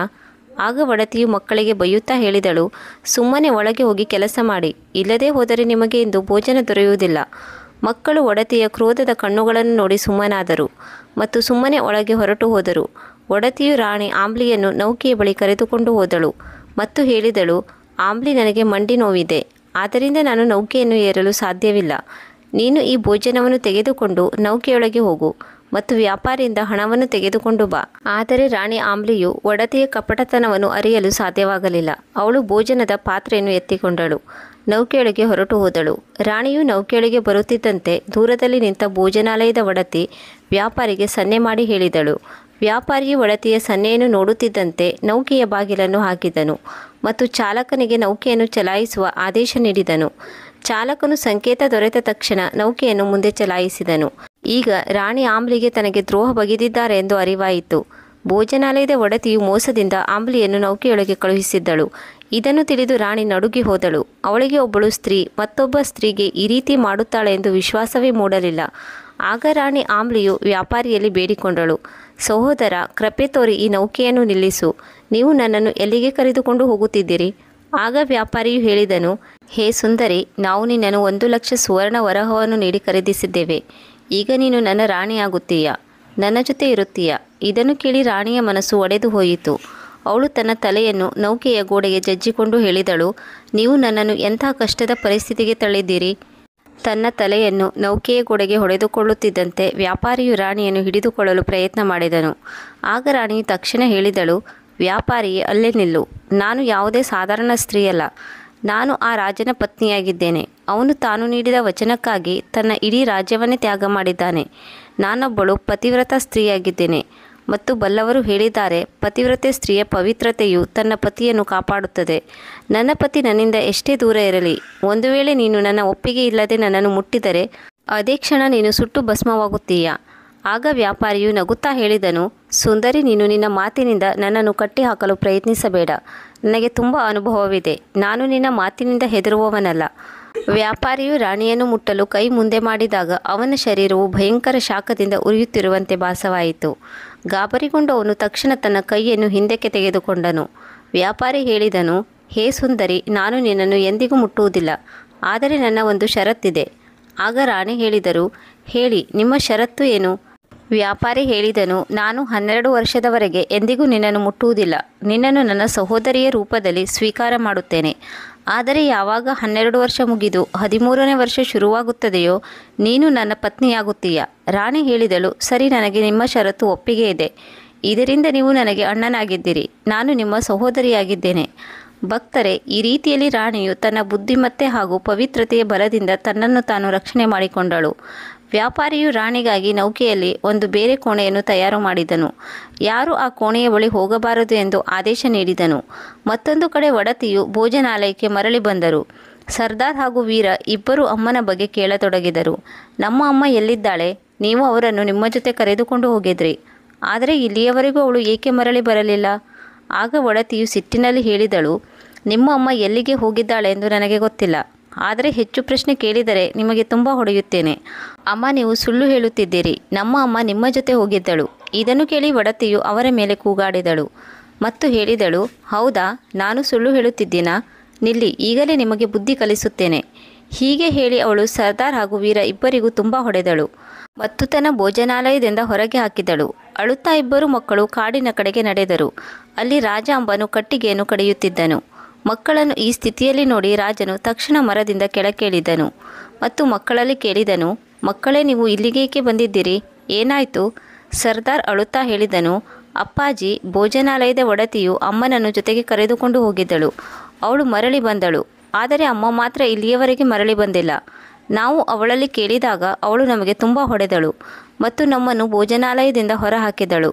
ಅಪ್ಪಾಜಿ, ನಮ್ಮನ್ನು ಅಮ್ಮನ ಬಳಿ ಕರೆದುಕೊಂಡು ಹೋಗಿ, ನಮಗೆ ಅವರ ನೆನಪಾಗುತ್ತಿದೆ.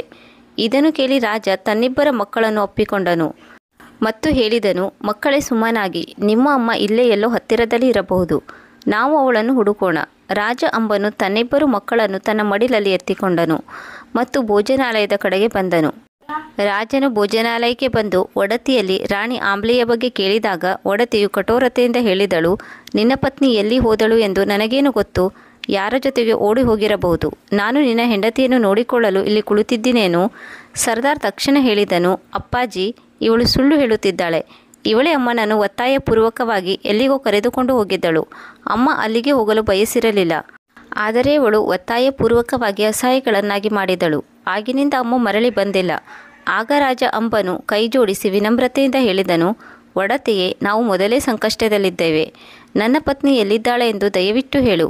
ನಾವು ಇನ್ನೂ ಚಡಪಡಿಸುವಂತೆ ಮಾಡಬೇಡ. ಆಗ ಒಡತಿಯು ಸಿಟ್ಟಿನಿಂದ ಹೇಳತೊಡಗಿದಳು, ಬಹುಶಃ ನೀನು ನಿನ್ನ ಮಾತನ್ನು ಸಾಬೀತುಪಡಿಸಲು ರಾಜನ ಸಿಪಾಯಿಗಳನ್ನು ಕರೆಯಲು ಬಯಸಿದ್ದೀಯಾ ಎಂದು ತೋರುತ್ತಿದೆ. ನಿನಗೆ ಸಿಪಾಯಿಗಳಿಂದ ದಂಡದ ಏಟು ಬಿದ್ದಾಗ ಆಗ ತಿಳಿಯುವುದು. ಒಂದೋ ನಾನು ನಿನಗೆ ಆಶ್ರಯ ನೀಡಿದೆ, ಇದಕ್ಕೆ ಬದಲಾಗಿ ನೀನು ನನ್ನ ಮೇಲೆ ಆರೋಪ ಮಾಡುತ್ತಿದ್ದೀಯಾ? ಈಗ ಇಲ್ಲಿಂದ ಹೊರಟು ಹೋಗು. ನನ್ನ ಭೋಜನಾಲಯದಲ್ಲಿ ನಿನ್ನಂಥವರಿಗೆ ಜಾಗವಿಲ್ಲ. ಒಂದು ವೇಳೆ ಮತ್ತೊಮ್ಮೆ ಕಾಣಿಸಿಕೊಂಡರೆ ಕಳ್ಳತನದ ಆರೋಪ ಹೊರಿಸಿ ನಿಮ್ಮನ್ನು ಕಾರಾಗೃಹಕ್ಕೆ ಕಳಿಸುತ್ತೇನೆ. ಆಗ ರಾಜ ಅಂಬನು ದುಃಖಿತನಾಗಿ ತನ್ನ ಮಕ್ಕಳಲ್ಲಿ ಹೇಳಿದನು, ಮಕ್ಕಳೇ, ಈ ಮಹಿಳೆಯು ದುಷ್ಟೆಯಾಗಿದ್ದಾಳೆ. ಇವಳು ನಮಗೆ ಏನನ್ನೂ ಹೇಳುವುದಿಲ್ಲ. ಈಗ ನಾವೇ ನಿಮ್ಮ ಅಮ್ಮನನ್ನು ಹುಡುಕಬೇಕು. ಹೀಗೆ ಹೇಳುತ್ತಾ ರಾಜ ಅಂಬನು ತನ್ನ ಇಬ್ಬರು ಪುತ್ರರನ್ನು ತನ್ನ ಮಡಿಲಲ್ಲಿ ಎತ್ತಿಕೊಂಡನು. ಭೋಜನಾಲಯದಿಂದ ಮುಂದೆ ಸಾಗಿದನು. ವೀಕ್ಷಕರೇ ನೋಡಿ, ಧರ್ಮದಲ್ಲಿ ಸಾಗುವವರಿಗೆ ಎಂತೆಂಥ ಕಠಿಣ ಸವಾಲುಗಳು ಎದುರಾಗುತ್ತವೆ. ರಾಜ ಅಂಬನು ಈ ಮೊದಲೇ ತನ್ನ ರಾಜ್ಯವನ್ನು ಕಳೆದುಕೊಂಡನು. ಭಟ್ಟರ ಭೋಜನಾಲಯದಲ್ಲಿ ನೌಕರನಾಗಿ ಕಟ್ಟಿಗೆಯನ್ನು ಕತ್ತರಿಸಿದನು. ಈಗ ಅವನ ಪ್ರಿಯ ಪ್ರಾಣ ಪತ್ನಿಯೂ ಕೂಡ ಅವನಿಂದ ದೂರವಾದಳು. ಆದರೂ ರಾಜನು ಸೋಲೊಪ್ಪಿಕೊಳ್ಳಲಿಲ್ಲ. ತನ್ನ ಮಕ್ಕಳೊಂದಿಗೆ ಮುಂದೆ ಸಾಗಿ ಬಂದನು. ಹೀಗೆ ನಡೆಯುತ್ತಾ ರಾಜನು ನದಿಯ ದಂಡೆಗೆ ಬಂದನು. ಆಗ ರಾಜನು ತನ್ನ ದೊಡ್ಡ ಮಗ ಸರ್ದಾರ್ನಲ್ಲಿ ಹೇಳಿದನು, ಪುತ್ರ, ನೀನು ಇಲ್ಲೇ ನಿಲ್ಲು. ಮೊದಲು ನಿನ್ನ ತಮ್ಮನನ್ನು ದಡ ಮುಟ್ಟಿಸುತ್ತೇನೆ, ಆನಂತರ ನಿನ್ನನ್ನು ಕರೆದುಕೊಂಡು ಹೋಗುತ್ತೇನೆ. ಆಗ ಸರ್ದಾರ್ ಹೇಳಿದನು, ಸರಿ ಅಪ್ಪಾಜಿ, ಮೊದಲು ತಮ್ಮನನ್ನು ದಡ ಮುಟ್ಟಿಸಿ. ಆಗ ರಾಜನು ತನ್ನ ಚಿಕ್ಕ ಮಗ ವೀರನನ್ನು ನದಿಯಲ್ಲಿ ಕರೆದುಕೊಂಡು ಹೊರಟನು. ಜಾಗರೂಕತೆಯಿಂದ ಅವರು ವೀರನನ್ನು ದಡದ ಅತ್ತ ಕಡೆ ಮುಟ್ಟಿಸಿದರು. ತನ್ನ ದೊಡ್ಡ ಮಗ ಸರ್ದಾರ್ನನ್ನು ಕರೆದುಕೊಂಡು ಹೋಗಲು ಮರಳಿ ಬರುತ್ತಿದ್ದಾಗ ಆಕಸ್ಮಿಕವಾಗಿ ಕಾಡಿನಿಂದ ಒಂದು ಸಿಂಹ ಬಂದಿತು. ನಿಧಾನವಾಗಿ ಚಿಕ್ಕ ಮಗ ವೀರನ ಕಡೆ ಬರತೊಡಗಿತು. ವೀರನು ಸಿಂಹವು ತನ್ನ ಕಡೆ ಬರುತ್ತಿರುವುದನ್ನು ನೋಡಿ ಜೋರಾಗಿ ಕಿರುಚಿಕೊಂಡನು. ಅಪ್ಪಾಜಿ, ನನ್ನನ್ನು ರಕ್ಷಿಸಿ, ಈ ಸಿಂಹ ನನ್ನನ್ನು ತಿನ್ನಬಹುದು. ತನ್ನ ಮಗನ ಚೀರಾಟವನ್ನು ಕೇಳುತ್ತಿದ್ದಂತೆ ರಾಜನು ಗಾಬರಿಯಿಂದ ಹಿಂದೆ ತಿರುಗಿದನು. ಗಾಬರಿಯಿಂದ ರಾಜನು ತನ್ನ ಸಮತೋಲನವನ್ನು ಕಳೆದುಕೊಂಡನು. ಅವರು ನದಿಯಲ್ಲಿ ಬಿದ್ದು ಮುಳುಗತೊಡಗಿದರು. ನದಿಯ ಈ ಕಡೆಯ ದಡದಲ್ಲಿ ನಿಂತ ಸರದಾರನು ತನ್ನ ತಂದೆಯ ಬರುವಿಕೆಗಾಗಿ ಕಾಯತೊಡಗಿದನು. ಮತ್ತೊಂದು ದಡದಲ್ಲಿ ನಿಂತ ವೀರನನ್ನು ಸಿಂಹವು ದಾಳಿ ಮಾಡಿ ಅವನನ್ನು ಕಾಡಿನ ಕಡೆಗೆ ಎತ್ತಿಕೊಂಡು ಹೋಯಿತು. ಈ ರೀತಿಯಲ್ಲಿ 4 ಜನರು ಒಬ್ಬರಿಂದ ಒಬ್ಬರು ಬೇರೆ ಬೇರೆಯಾದರು. ದರ್ಶಕರೇ ನೋಡಿ, ಅವರ ನಿಯತ್ತು ಅವರನ್ನು ಯಾವ ದಾರಿಗೆ ಕರೆದುಕೊಂಡು ಹೋಗಿ ನಿಲ್ಲಿಸಿತು. ಇತ್ತ ಕಡೆ ವೀರನನ್ನು ಎತ್ತಿಕೊಂಡು ಹೋಗುತ್ತಿರುವ ಸಿಂಹವನ್ನು ಒಬ್ಬ ಬೇಟೆಗಾರ ನೋಡಿದನು. ಬೇಟೆಗಾರನು ತನ್ನ ಬಾಣಗಳಿಂದ ಸಿಂಹದ ಮೇಲೆ ದಾಳಿ ಮಾಡಿದನು. ಬಾಣದ ದಾಳಿಯಾಗುತ್ತಿದ್ದಂತೆ ಸಿಂಹವು ಗಾಬರಿಯಾಯಿತು ಮತ್ತು ವೀರ ಸಿಂಹದ ಬಾಯಿಂದ ಕೆಳಕ್ಕೆ ಬಿದ್ದನು. ಬೇಟೆಗಾರನು ತಕ್ಷಣ ಓಡಿ ಹೋಗಿ ವೀರನ ಬಳಿ ಬಂದು ತಲುಪಿದನು. ಅವನನ್ನು ತಬ್ಬಿಕೊಂಡು ತನ್ನ ಮನೆಗೆ ಕರೆದುಕೊಂಡು ಹೋದನು. ಮತ್ತೊಂದು ಕಡೆ ಸರ್ದಾರ್ ತನ್ನ ತಂದೆ ತನ್ನನ್ನು ಕರೆದುಕೊಂಡು ಹೋಗಲು ಬರುತ್ತಾನೆ ಎಂದು ತುಂಬ ಹೊತ್ತಿನವರೆಗೆ ಕಾಯುತ್ತಾ ಕುಳಿತನು. ಅವರ ತಂದೆ ಬರದೇ ಇದ್ದಾಗ ಅವನು ಸುಸ್ತಾಗಿ ನದಿಯ ದಡದ ಮರಳಿನಲ್ಲಿ ಮಲಗಿದನು. ಮಾರನೇ ದಿನ ಬೆಳಿಗ್ಗೆ ಆ ನಗರದ ದೋಬಿಯು ಅದೇ ದಂಡೆಗೆ ತನ್ನ ಬಟ್ಟೆಯನ್ನು ಒಗೆಯಲು ಬಂದನು. ಅವನು ಸರ್ದಾರ್ ಮಲಗಿರುವುದನ್ನು ನೋಡಿ ಅವನನ್ನು ಎಬ್ಬಿಸಿದನು ಮತ್ತು ದೋಬಿ ಕೇಳಿದನು, ಮಗ, ನೀನು ಯಾರು? ನದಿಯ ದಂಡೆಯಲ್ಲಿ ಏಕೆ ಮಲಗಿಕೊಂಡಿದ್ದೀಯಾ? ಇಲ್ಲಿ ಏನು ಮಾಡುತ್ತಿದ್ದೀಯಾ? ಎದ್ದು ಸರ್ದಾರ್ ತನ್ನ ಎಲ್ಲ ಕಥೆಯನ್ನು ಧೋಬಿಯಲ್ಲಿ ಹೇಳಿದನು. ಬಾಬಾ, ನಾನೊಬ್ಬ ರಾಜಕುಮಾರನಾಗಿದ್ದೇನೆ, ಆದರೆ ನಾನು ಅನಾಥನಾಗಿದ್ದೇನೆ. ಈ ಪ್ರಪಂಚದಲ್ಲಿ ಈಗ ನನ್ನವರು ಎನ್ನುವವರು ಯಾರೂ ಇಲ್ಲ. ಆಗ ಧೋಬಿ ಹೇಳಿದನು, ಮಗ, ಹಾಗೆ ಹೇಳಬಾರದು. ಈ ಪ್ರಪಂಚದಲ್ಲಿ ಯಾರಿಗೆ ಯಾರೂ ಇರುವುದಿಲ್ಲವೋ ಅವರಿಗೆ ಕೊನೆಯಲ್ಲಿ ಭಗವಂತ ಈಶ್ವರನೊಬ್ಬ ಇರುತ್ತಾನೆ. ಇನ್ನು ಮುಂದೆ ನಾನೇ ನಿನ್ನ ತಂದೆಯಾಗಿದ್ದೇನೆ. ನೀನು ನನ್ನ ಮಗ. ನಡೆ, ಈಗಲೇ ಹೋಗೋಣ.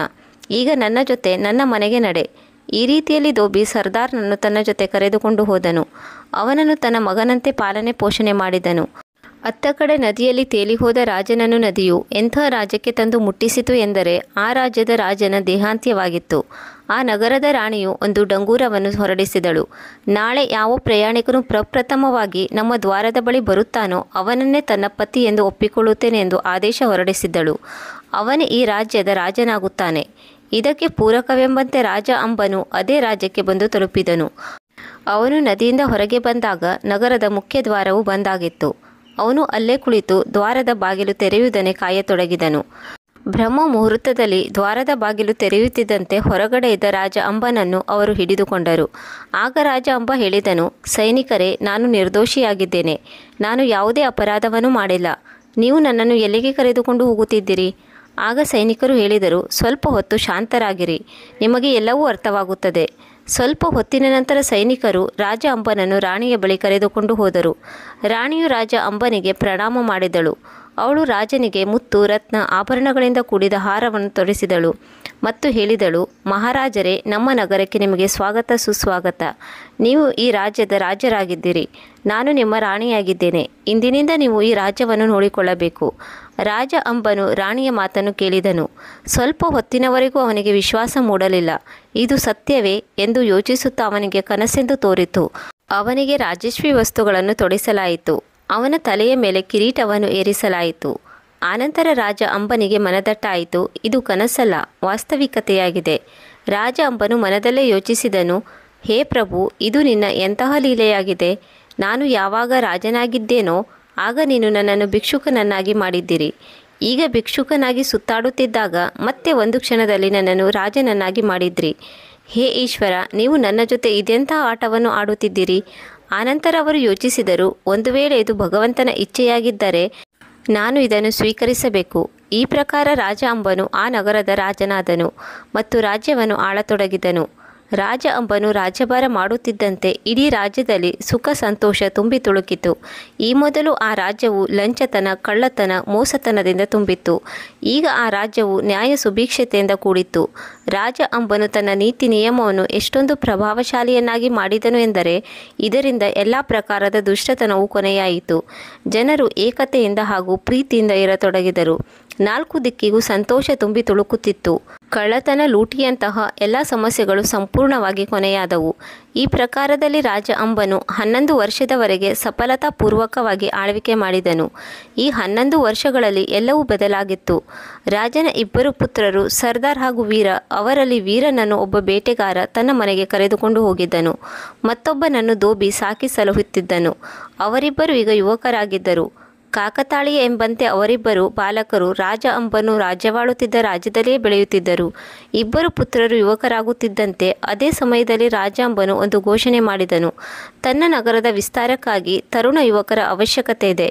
ಇದಕ್ಕಾಗಿ ರಾಜನು ಒಂದು ಸ್ಪರ್ಧೆಯನ್ನು ಏರ್ಪಡಿಸಿದನು. ಯಾರು ಈ ಸ್ಪರ್ಧೆಯಲ್ಲಿ ನಿಲ್ಲುತ್ತಾರೋ ಅವರಿಗೆ ಸೈನ್ಯಕ್ಕೆ ಸೇರುವ ಅವಕಾಶ ನೀಡಲಾಗುವುದು. ಈ ಸುದ್ದಿಯು ಯಾವಾಗ ಸರ್ದಾರ್ ಹಾಗೂ ವೀರ್ ಅವರ ಕಿವಿಗೆ ಬಿತ್ತೋ ಅವರು ತಮ್ಮ ತಂದೆ ತಾಯಿಯೊಂದಿಗೆ ಅನುಮತಿಯನ್ನು ಪಡೆದು ಸ್ಪರ್ಧೆಯಲ್ಲಿ ಭಾಗವಹಿಸಿದರು. ಅವರು ತಮ್ಮ ಪ್ರತಿಭೆಯಿಂದ ಸಹಜವಾಗಿ ಸ್ಪರ್ಧೆಯಲ್ಲಿ ವಿಜಯಶಾಲಿಯಾದರು ಮತ್ತು ರಾಜ ಅಂಬನ ಸೈನ್ಯದಲ್ಲಿ ಸೈನಿಕರಾಗಿ ಸೇರಿಕೊಂಡರು. ಇಬ್ಬರು ತಮ್ಮ ಜವಾಬ್ದಾರಿಯನ್ನು ಸಂಪೂರ್ಣ ನಿಷ್ಠೆಯಿಂದ ನಿರ್ವಹಿಸಿದರು. ದರ್ಶಕರೇ, ಸರ್ದಾರ್ ಹಾಗೂ ವೀರ ಇಬ್ಬರಿಗೂ ತಾವು ಸಹೋದರರೆಂದು ತಿಳಿದಿರಲಿಲ್ಲ, ಅಥವಾ ರಾಜ ಅಂಬನು ತಮ್ಮ ಸ್ವಂತ ತಂದೆಯೆಂದು ಕೂಡ ಅವರಿಗೆ ಗೊತ್ತಿರಲಿಲ್ಲ. ಅವರಿಬ್ಬರು ತಮ್ಮ ನಿಜವಾದ ತಂದೆ ತಾಯಿಗಳ ದೇಹಾಂತ್ಯವಾಗಿದೆ ಎಂದು ಅಂದುಕೊಂಡಿದ್ದರು. ಮತ್ತೊಂದು ಕಡೆ ಸಮಯ ಕಳೆಯುತ್ತಿತ್ತು. ಆ ದಿನವೂ ಕೂಡ ಹತ್ತಿರ ಬಂದಿತು. ಅದಕ್ಕಾಗಿ ವ್ಯಾಪಾರಿಯು ತುಂಬ ದಿನಗಳಿಂದ ಇದೇ ದಿನಕ್ಕಾಗಿ ಕಾತುರದಿಂದ ಕಾಯುತ್ತಿದ್ದನು. ರಾಣಿ ಆಂಬ್ಲಿಯು ಇದನ್ನು ಯೋಚಿಸಿ ಯೋಚಿಸಿ ಹೀನಾಯಿ ಸ್ಥಿತಿಗೆ ತಲುಪಿದ್ದಳು. 12 ವರ್ಷ ಪೂರ್ಣವಾಗುವುದರಲ್ಲಿದೆ. ಷರತ್ತಿನ ಪ್ರಕಾರ ವ್ಯಾಪಾರಿಯು ನನ್ನನ್ನು ತನ್ನ ರಾಣಿಯನ್ನಾಗಿ ಮಾಡಿಕೊಳ್ಳುತ್ತಾನೆ. ರಾಣಿ ಆಂಬ್ಲಿಯು ಚಿಂತಿತಳಾಗಿ ಪ್ರತಿ ಸಮಯ ಭಗವಂತ ಈಶ್ವರನನ್ನು ಪ್ರಾರ್ಥಿಸುತ್ತಿದ್ದಳು. ಹೇ ಪ್ರಭು, ನನ್ನ ಪತಿ ನನಗೆ ಮರಳಿ ದೊರೆಯುವಂತೆ ಯಾವುದಾದರೂ ಚಮತ್ಕಾರವನ್ನು ಮಾಡು ಎಂದು ಬೇಡಿಕೊಳ್ಳುತ್ತಿದ್ದಳು. ವೀಕ್ಷಕರೇ, ಈಶ್ವರನ ಲೀಲೆ ಅದ್ಭುತವಾಗಿರುತ್ತದೆ. ಯಾವ ವ್ಯಾಪಾರಿಯು ರಾಣಿ ಆಂಬ್ಲಿಯನ್ನು ನೌಕೆಯಲ್ಲಿ ಕುಳ್ಳಿರಿಸಿಕೊಂಡು ಅಪಹರಿಸಿಕೊಂಡು ಹೋಗಿದ್ದನೋ ಅದೇ ವ್ಯಾಪಾರಿಯು ಸರಕುಗಳಿಂದ ತುಂಬಿದ ನೌಕೆಯನ್ನು ತೆಗೆದುಕೊಂಡು ಅದೇ ನಗರದ ದಡಕ್ಕೆ ಬಂದು ತಲುಪಿದನು. ಈ ನಗರದಲ್ಲಿ ರಾಜಾಂಬನ ಶಾಸನವಿತ್ತು. ವ್ಯಾಪಾರಿಯು ರಾಜಾಂಬನ ಆಸ್ಥಾನಕ್ಕೆ ಹೋಗಿ ವಿನಂತಿಸಿಕೊಂಡನು. ಮಹಾರಾಜ, ನಾನೊಬ್ಬ ಶ್ರೀಮಂತ ವ್ಯಾಪಾರಿಯಾಗಿದ್ದೇನೆ.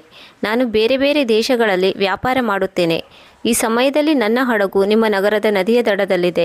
ದಯವಿಟ್ಟು ಕೃಪೆ ತೋರಿ ನನ್ನ ಹಡಗಿನ ರಕ್ಷಣೆಗಾಗಿ ಕೆಲವು ಸೈನಿಕರನ್ನು ನೇಮಿಸಿ. ನಿಮ್ಮ ಕೃಪೆಯಿಂದಾಗಿ ನಾನು ನಿಶ್ಚಿಂತನಾಗಿ ವ್ಯಾಪಾರ ಮಾಡಬಹುದು. ಆಗ ರಾಜ ಅಂಬನು ವ್ಯಾಪಾರಿಯಲ್ಲಿ ಹೇಳಿದನು, ನಿಮಗೆ ನಮ್ಮ ನಗರಕ್ಕೆ ಸ್ವಾಗತ ಸುಸ್ವಾಗತ. ನೀವು ನಿಶ್ಚಿಂತರಾಗಿರಿ. ನಿಮ್ಮ ಹಡಗಿನ ಸುರಕ್ಷತೆ ನಮ್ಮ ಜವಾಬ್ದಾರಿಯಾಗಿದೆ. ಎಲ್ಲಿಯವರೆಗೆ ನೀವು ಈ ನಗರದಲ್ಲಿ ವ್ಯಾಪಾರ ಮಾಡುತ್ತೀರೋ ಅಲ್ಲಿಯವರೆಗೆ ನಿಮ್ಮ ಯಾವುದೇ ಸಾಮಾನುಗಳು ಕಳ್ಳತನವಾಗುವುದಿಲ್ಲ. ರಾಜನು ತಕ್ಷಣ ತನ್ನ ದಿವಾನನನ್ನು ಕರೆಸಿ ಹೇಳಿದನು, ನಮ್ಮ ನಗರದ ನದಿಯ ದಂಡೆಯಲ್ಲಿ ನಿಂತಿರುವ ವ್ಯಾಪಾರಿಯ ಹಡಗಿನ ರಕ್ಷಣೆಗಾಗಿ ಯೋಗ್ಯರಾದ ಸೈನಿಕರನ್ನು ನಿಯುಕ್ತಿಗೊಳಿಸಿ. ಅಲ್ಲಿ ವ್ಯಾಪಾರಿಯ ಯಾವುದೇ ಸಾಮಾನುಗಳು ಕಳ್ಳತನವಾಗದಂತೆ ಸೈನಿಕರ ಕಣ್ಗಾವಲಿರಿಸಿ. ದಿವಾನರು ರಾಜನ ಆದೇಶವನ್ನು ಪಾಲನೆ ಮಾಡಿದರು. ಅವರು ಸರ್ದಾರ್ ಮತ್ತು ವೀರ್ನಲ್ಲಿ ಹೇಳಿದರು, ಸೈನಿಕರೇ, ಇಂದು ರಾತ್ರಿ ನೀವು ವ್ಯಾಪಾರಿಯ ಹಡಗನ್ನು ಗಸ್ತು ಕಾಯುವ ಕೆಲಸವನ್ನು ಮಾಡಬೇಕು. ಗಮನ ಕೊಡಿ, ಅಲ್ಲಿಂದ ಯಾವುದೇ ವಸ್ತುಗಳು ಮಾಯವಾಗಬಾರದು. ಸರ್ದಾರ್ ಹಾಗೂ ವೀರ ಇಬ್ಬರೂ ಆತ್ಮವಿಶ್ವಾಸದಿಂದ ಹೇಳಿದರು, ದಿವಾನರೇ, ನೀವು ನಿಶ್ಚಿಂತರಾಗಿರಿ. ಕಳ್ಳತನ ಮಾಡುವುದು ದೂರದ ಮಾತು. ಅಲ್ಲಿಗೆ ಒಬ್ಬನೇ ಒಬ್ಬ ವ್ಯಕ್ತಿಯೂ ಕೂಡ ನುಸುಳಿ ಬರಲು ಸಾಧ್ಯವಿಲ್ಲ. ಇಬ್ಬರು ತರುಣರು ತಮ್ಮ ಅಸ್ತ್ರಶಸ್ತ್ರಗಳೊಂದಿಗೆ ನೌಕೆಯನ್ನು ನೋಡಿಕೊಳ್ಳುವುದಕ್ಕಾಗಿ ಹೊರಟು ಬಂದರು. ದರ್ಶಕರೇ, ಅದು ಅಮಾವಾಸ್ಯೆಯ ಕಗ್ಗತ್ತಲ ರಾತ್ರಿಯಾಗಿತ್ತು. ಸುತ್ತಲೂ ಅಂಧಕಾರ ತುಂಬಿತ್ತು. ಅತ್ತ ಕಡೆ ರಾಣಿ ಆಂಬ್ಲಿಯು ಹಡಗಿನಲ್ಲಿದ್ದ ತನ್ನ ಕೋಣೆಯಲ್ಲಿ ಈಶ್ವರನಲ್ಲಿ ಪ್ರಾರ್ಥಿಸುತ್ತಿದ್ದಳು. ಮನದಲ್ಲಿ ಹೇಳಿಕೊಳ್ಳುತ್ತಿದ್ದಳು, ಹೇ ಭಗವಂತ, 12 ವರ್ಷದವರೆಗೆ ನಾನು ಹಾಗೋ ಹೀಗೋ ಮಾಡಿ ನನ್ನ ಮಾನವನ್ನು ರಕ್ಷಿಸಿಕೊಂಡಿದ್ದೇನೆ. ಈಗ ಇಂದಿನಿಂದ 3 ದಿನಗಳ ನಂತರ ಈ ವ್ಯಾಪಾರಿಯು ನನ್ನನ್ನು ತನ್ನ ರಾಣಿಯನ್ನಾಗಿ ಮಾಡಿಕೊಳ್ಳುತ್ತಾನೆ. ಈಶ್ವರ, ಈಗ ನನ್ನ ಮಾನ ಪ್ರಾಣ ನಿಮ್ಮ ಕೈಯಲ್ಲಿದೆ. ಕೃಪೆ ತೋರಿ ನೀವೇ ನನ್ನನ್ನು ರಕ್ಷಿಸಿ. ನನ್ನ ಪತಿ ನನಗೆ ಮರಳಿ ದೊರೆಯುವಂತೆ ಯಾವುದಾದರೂ ಚಮತ್ಕಾರ ಮಾಡಿ. ಒಂದು ವೇಳೆ ನನ್ನ ಗಂಡ ನನಗೆ ಮರಳಿ ದೊರೆಯದಿದ್ದರೆ ನಾನು ನನ್ನ ಪ್ರಾಣವನ್ನು ತ್ಯಾಗ ಮಾಡುತ್ತೇನೆ. ಆದರೆ ಎಂದಿಗೂ ಈ ವ್ಯಾಪಾರಿಯ ರಾಣಿಯಾಗುವುದಿಲ್ಲ. ಈ ಪ್ರಕಾರದಲ್ಲಿ ರಾಣಿಯು ತನ್ನ ಮಾನ ಹಾಗೂ ಮರ್ಯಾದೆ ರಕ್ಷಣೆಗಾಗಿ ಈಶ್ವರನಲ್ಲಿ ಪ್ರಾರ್ಥಿಸುತ್ತಿದ್ದಳು. ಮತ್ತೊಂದು ಕಡೆ ಆ ಇಬ್ಬರು ಸೈನಿಕರು ತುಂಬ ಜಾಗರೂಕತೆಯಿಂದ ನೌಕೆಯನ್ನು ಕಾಯತೊಡಗಿದರು. ಅರ್ಧರಾತ್ರಿಯ ಸಮಯವಾಗಿತ್ತು. ಮೊದಲ ಸೈನಿಕ ಮತ್ತೊಬ್ಬ ಸೈನಿಕನಲ್ಲಿ ಹೇಳಿದನು, ಸಹೋದರ, ತುಂಬ ರಾತ್ರಿಯಾದಂತೆ ತೋರುತ್ತಿದೆ. ರಾತ್ರಿ ಆಗುತ್ತಿದ್ದಂತೆ ನನ್ನ ಆಲಸ್ಯವೂ ಕೂಡ ಹೆಚ್ಚಾಗುತ್ತಿದೆ. ಈ ರಾತ್ರಿ ತುಂಬ ಸುಲಭವಾಗಿ ಕಳೆಯುವ ಹಾಗೆ ಯಾವುದಾದರೂ ಒಂದು ಕಥೆಯನ್ನು ಹೇಳು. ಆಗ ಮತ್ತೊಬ್ಬ ಸೈನಿಕ ಉತ್ತರ ನೀಡಿದನು, ಸಹೋದರ, ಇದು ಸರಿ. ಒಂದು ವೇಳೆ ನಾವು ಆಲಸ್ಯಕ್ಕೆ ಒಳಗಾಗಿ ಇಲ್ಲಿ ಏನಾದರೂ ಅನಾಹುತ ಸಂಭವಿಸಿದರೆ ನಮ್ಮ ಹೆಸರಿಗೆ ಕಳಂಕ ಬರುವುದು. ಮೊದಲ ಸೈನಿಕ ಹೇಳಿದನು, ಅದಕ್ಕಾಗಿ ನಾನು ಹೇಳುತ್ತಿದ್ದೇನೆ. ನಿದ್ದೆ ಬರದ ಹಾಗೆ ಯಾವುದಾದರೂ ಒಳ್ಳೆಯ ಕಥೆಯನ್ನು ಹೇಳು. ಆಗ ಮತ್ತೊಬ್ಬ ಸೈನಿಕ ಹೇಳಿದನು, ಒಳ್ಳೆಯದು, ಹೇಳು. ನಾನು ನಿನಗೆ ಎಂಥ ಕಥೆಯನ್ನು ಹೇಳಬೇಕು? ನನ್ನ ಜೀವನದಲ್ಲಿ ನಡೆದ ಕಥೆಯನ್ನು ಹೇಳಲೆ ಅಥವಾ ಜಗತ್ತಿನಲ್ಲಿ ನಡೆದ ಕಥೆ ಹೇಳಲೆ? ನಿನಗೆ ಎಂಥ ಕಥೆ ಇಷ್ಟ? ಮೊದಲ ಸೈನಿಕ ಹೇಳಿದನು, ಸಹೋದರ, ಜಗತ್ತಿನಲ್ಲಿ ನಡೆದ ಕಥೆಯನ್ನು ಎಲ್ಲರೂ ಹೇಳುತ್ತಾರೆ. ಆದರೆ ನಾನು ನಿನ್ನ ಕಥೆಯನ್ನು ಕೇಳಲು ಬಯಸಿದ್ದೇನೆ. ನಿನ್ನ ಜೀವನದಲ್ಲಿ ಎಂಥ ಕಥೆ ನಡೆದಿದೆ ಅದನ್ನು ನಾನು ಕೂಡ ಕೇಳಲು ಬಯಸಿದ್ದೇನೆ. ವೀಕ್ಷಕರೇ, ಇತ್ತ ಇಬ್ಬರು ಸೈನಿಕರ ಮಧ್ಯೆ ಈ ರೀತಿ ಸಂಭಾಷಣೆ ನಡೆಯುತ್ತಿತ್ತು. ಅತ್ತ ಕಡೆ ರಾಣಿ ಆಂಬ್ಲಿಯು ತನ್ನ ಕೋಣೆಯಲ್ಲಿ ಕುಳಿತು ಇವರಿಬ್ಬರ ಮಾತುಗಳನ್ನು ಕೇಳಿಸಿಕೊಳ್ಳುತ್ತಿದ್ದಳು. ಅವಳು ಯೋಚಿಸುತ್ತಿದ್ದಳು, ಆ ಸೈನಿಕರು ಯಾರು? ಏನು ಮಾತನಾಡಿಕೊಳ್ಳುತ್ತಿದ್ದಾರೆ? ಅಥವಾ ಇವರು ಈ ಹಡಗಿನಿಂದ ಏನಾದರೂ ಕಳ್ಳತನ ಮಾಡುವ ಯೋಜನೆ ರೂಪಿಸುತ್ತಿದ್ದಾರೆಯೇ? ಆದ್ದರಿಂದ ರಾಣಿಯು ಕಿವಿಗೊಟ್ಟು ಇವರ ಮಾತುಗಳನ್ನು ಆಲಿಸತೊಡಗಿದಳು. ಆಗ ಮತ್ತೊಬ್ಬ ಸೈನಿಕ ಹೇಳಿದನು, ಕೇಳು ಸಹೋದರ, ನಾನು ನನ್ನ ಜೀವನದಲ್ಲಿ ನಡೆದ ಕಥೆಯನ್ನು ನಿನ್ನಲ್ಲಿ ಹೇಳುತ್ತೇನೆ. ಮಿತ್ರನೇ, ಇಲ್ಲಿಂದ ತುಂಬ ಮೈಲುಗಳ ದೂರದಲ್ಲಿ ಅಂಬಾನಗರಿ ಎಂಬ ನಗರವಿದೆ. ಆ ರಾಜ್ಯದಲ್ಲಿ ರಾಜ ಅಂಬನ ಶಾಸನವಿತ್ತು. ಅಲ್ಲಿ ಒಬ್ಬರು ಮಹಾರಾಣಿ ಇದ್ದರು. ಅವರನ್ನು ಎಲ್ಲರೂ ರಾಣಿ ಆಂಬ್ಲಿ ಎಂಬ ಹೆಸರಿನಲ್ಲಿ ಗುರುತಿಸುತ್ತಿದ್ದರು. ರಾಜ ಹಾಗೂ ರಾಣಿಗೆ ಇಬ್ಬರು ಪುತ್ರರಿದ್ದರು. ದೊಡ್ಡ ಮಗನ ಹೆಸರು ಸರ್ದಾರ್ ಆಗಿತ್ತು. ಚಿಕ್ಕ ಮಗನ ಹೆಸರು ವೀರ ಆಗಿತ್ತು. 4 ಜನರು ತಮ್ಮ ಅರಮನೆಯಲ್ಲಿ ಸಂತೋಷದಿಂದ ಜೀವನವನ್ನು ಕಳೆಯುತ್ತಿದ್ದರು. ಒಂದು ದಿನ ಇಬ್ಬರು ಸಾಧುಗಳು ಮಹಾರಾಜ ಅಂಬನ ದರ್ಬಾರಿಗೆ ಬಂದರು. ಅವರು ರಾಜ ಅಂಬನಲ್ಲಿ ರಾಜ್ಯವನ್ನು ದಾನವಾಗಿ ಕೇಳಿದರು ಮತ್ತು ಅವರು ರಾಜ್ಯ ಬಿಟ್ಟು ಹೋಗುವಂತೆ ಮಾಡಿದರು. ಸಾಧುಗಳು ರಾಜನಿಗೆ ಆದೇಶ ನೀಡಿದರು. ರಾಜನು ತನ್ನ ಪತ್ನಿ ಹಾಗೂ ಮಕ್ಕಳೊಂದಿಗೆ ರಾಜ್ಯದಿಂದ ಹೊರಗೆ ಹೋಗಬೇಕು. ರಾಜ ಅಂಬನು ನೀಡಿದ ವಚನವನ್ನು ಯಾವಾಗಲೂ ಈಡೇರಿಸುತ್ತಿದ್ದನು. ಇದರಿಂದ ಅವನು ಸಾಧುಗಳಿಗೆ ತನ್ನ ಇಡೀ ರಾಜ್ಯವನ್ನು ಒಪ್ಪಿಸಿದನು. ತನ್ನ ಪರಿವಾರದೊಂದಿಗೆ ಮತ್ತೊಂದು ನಗರಕ್ಕೆ ಬಂದನು. ಅಲ್ಲಿಗೆ ಬಂದು 4 ಜನರು ಒಂದು ಭೋಜನಾಲಯದಲ್ಲಿ ಕೆಲಸ ಮಾಡಲು ಶುರು ಮಾಡಿದರು. ಮಿತ್ರ, ಕೆಲವು ದಿನಗಳವರೆಗೆ ರಾಜನ ಪರಿವಾರವು ಭಟ್ಟರ ಭೋಜನಾಲಯದಲ್ಲಿ ಕೆಲಸ ಮಾಡುತ್ತಾ ಕಳೆದು ಹೋಯಿತು. ಒಂದು ದಿನ ಭೋಜನಾಲಯದ ಒಡತಿಯು ರಾಣಿ ಆಂಬ್ಲಿಯನ್ನು ತನ್ನ ಜೊತೆಗೆ ಕರೆದುಕೊಂಡು ಹೋದಳು. ಆದರೆ ಭೋಜನಾಲಯದ ಒಡತಿಯು ರಾಣಿಗೆ ಏನು ಮಾಡಿದಳು ಎಂದು ಇಲ್ಲಿಯವರೆಗೆ ಯಾರಿಗೂ ಗೊತ್ತಿಲ್ಲ. ಭೋಜನಾಲಯದ ಒಡತಿಯನ್ನು ಬಿಟ್ಟು ವ್ಯಾಪಾರಿಗಳು ರಾಣಿಯನ್ನು ತಮ್ಮ ಜೊತೆ ಕರೆದುಕೊಂಡು ಹೋಗಿದ್ದರು. ತುಂಬ ಸಮಯ ಕಳೆದ ಮೇಲೂ ಕೂಡ ಮಕ್ಕಳಮ್ಮ ಮರಳಿ ಬರುವುದಿಲ್ಲ. ಅವರು ಅಳುತ್ತಾ ತನ್ನ ತಂದೆ ಅಂಬನ ಬಳಿ ಬಂದು ತಲುಪಿದರು ಮತ್ತು ಎಲ್ಲವನ್ನೂ ತಂದೆಯಲ್ಲಿ ಹೇಳಿದರು. ತನ್ನ ಮಕ್ಕಳ ಕರುಣೆಯ ನುಡಿಗಳನ್ನು ಕೇಳಿ ರಾಜ ಅಂಬನು ಭೋಜನಾಲಯಕ್ಕೆ ಬಂದನು ಮತ್ತು ತನ್ನ ಪತ್ನಿಯ ಬಗ್ಗೆ ಒಡತಿಯಲ್ಲಿ ಕೇಳಿದರು. ಆದರೆ ಒಡತಿಯು ರಾಜ ಅಂಬನನ್ನು ಅಪಮಾನಗೊಳಿಸಿದಳು ಮತ್ತು ರಾಜ ಅಂಬನಿಗೆ ಧಮಕಿ ಹಾಕಿ ಅವನನ್ನು ಭೋಜನಾಲಯದಿಂದ ಹೊರಹಾಕಿದಳು. ದುರಾದೃಷ್ಟ ರಾಜನು ತನ್ನ 2 ಚಿಕ್ಕ ಮಕ್ಕಳನ್ನು ಕರೆದುಕೊಂಡು ಒಂದು ನದಿಯ ದಡಕ್ಕೆ ಬಂದನು. ಅಲ್ಲಿ ಅವನು ತನ್ನ ದೊಡ್ಡ ಮಗನಲ್ಲಿ ಹೇಳಿದನು, ಪುತ್ರ, ನಾನು ಇಲ್ಲಿಂದ ತಮ್ಮನನ್ನು ನದಿಯ ಮತ್ತೊಂದು ದಡಕ್ಕೆ ತಲುಪಿಸಿ ಬರುತ್ತೇನೆ. ದೊಡ್ಡ ಮಗನು ಅಲ್ಲಿ ಕುಳಿತು ತನ್ನ ತಂದೆಗಾಗಿ ಕಾಯತೊಡಗಿದನು. ಆದರೆ ಕಾಯುತ್ತಾ ಸಂಜೆಯಾಗಿ ಬೆಳಗಾಯಿತು. ಆದರೆ ಅವನ ತಂದೆ ಮರಳಿ ಬರುವುದಿಲ್ಲ ಮತ್ತು ಅವರ ಬಗ್ಗೆ ಯಾವ ಮಾಹಿತಿಯೂ ತಿಳಿಯುವುದಿಲ್ಲ.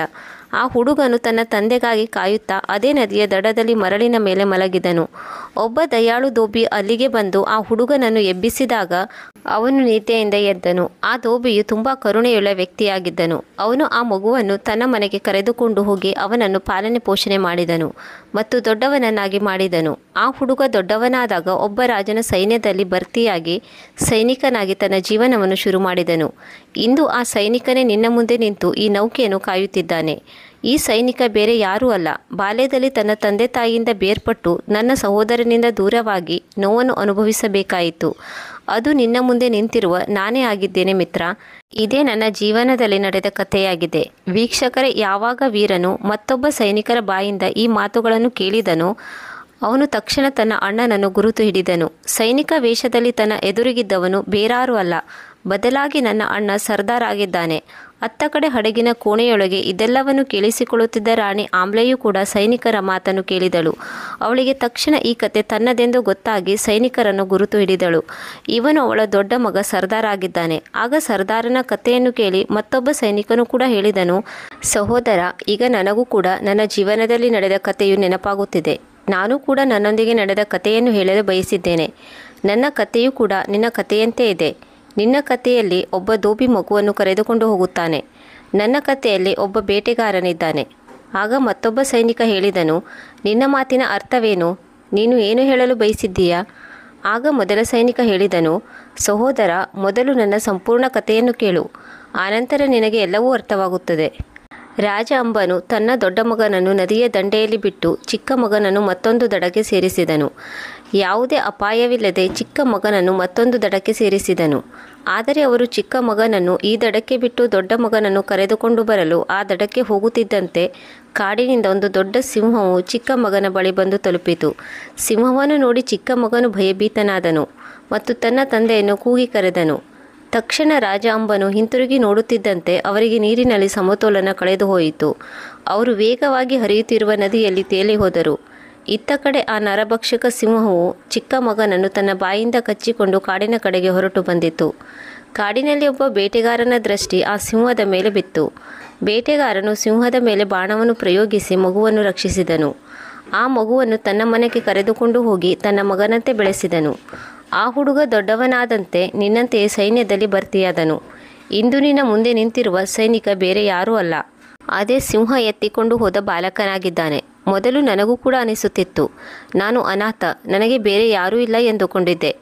ಆದರೆ ಯಾವಾಗ ನಾನು ನಿನ್ನ ಕಥೆಯನ್ನು ಕೇಳಿದೆನೋ ಈಗ ನನಗೆ ನಾನು ಅನಾಥನಲ್ಲ ಎಂದು ಅರ್ಥವಾಯಿತು. ನನ್ನ ಅಣ್ಣ ನನ್ನ ಜೊತೆಗಿದ್ದಾನೆ. ಮೊದಲ ಸೈನಿಕನ ಈ ಮಾತನ್ನು ಕೇಳಿ ಸರ್ದಾರ್ ಭಾವುಕನಾದನು ಮತ್ತು ಹೇಳಿದನು, ಇದರ ಅರ್ಥ ನೀನು ನನ್ನ ಕಳೆದು ಹೋದ ತಮ್ಮ ವೀರಾಗಿದ್ದೀಯ. ಹೌದು ಅಣ್ಣ, ನಾನು ಅದೇ ದುರಾದೃಷ್ಟವಂತನಾಗಿದ್ದೇನೆ. ವಿಧಿಯು ನನ್ನನ್ನು ನನ್ನ ಸಹೋದರನಿಂದ ಅಪ್ಪ ಅಮ್ಮಂದಿರಿಂದ ಬೇರೆ ಮಾಡಿತ್ತು.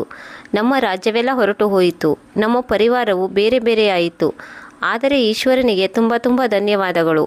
ಅವನು ನನ್ನ ಅಣ್ಣನನ್ನು ಮತ್ತೊಮ್ಮೆ ನನ್ನ ಬಳಿಗೆ ಕಳುಹಿಸಿಕೊಟ್ಟನು. ಹೀಗೆ ಹೇಳುತ್ತಾ ವೀರನು ತನ್ನ ಅಣ್ಣನನ್ನು ಒಪ್ಪಿಕೊಂಡನು ಮತ್ತು ಬಿಕ್ಕಿ ಬಿಕ್ಕಿ ಅಳತೊಡಗಿದನು. ಅತ್ತ ಕಡೆ ನೌಕೆಯ ಕೋಣೆಯಲ್ಲಿ ಕುಳಿತ ರಾಣಿ ಆಂಬ್ಲೆಯು ಇದೆಲ್ಲವನ್ನು ಕೇಳಿಸಿಕೊಳ್ಳುತ್ತಿದ್ದಳು. ಅವಳು ತಕ್ಷಣ ತಿಳಿದುಕೊಂಡಳು, ಸೈನಿಕರ ವೇಷದಲ್ಲಿದ್ದ ನವತರುಣರು ಬೇರೆ ಯಾರೂ ಅಲ್ಲ, ಬದಲಾಗಿ ತನ್ನ ಕಳೆದು ಹೋದ ಪುತ್ರರಾಗಿದ್ದಾರೆ, ಸರದಾರ್ ಹಾಗೂ ವೀರ ಆಗಿದ್ದಾರೆ.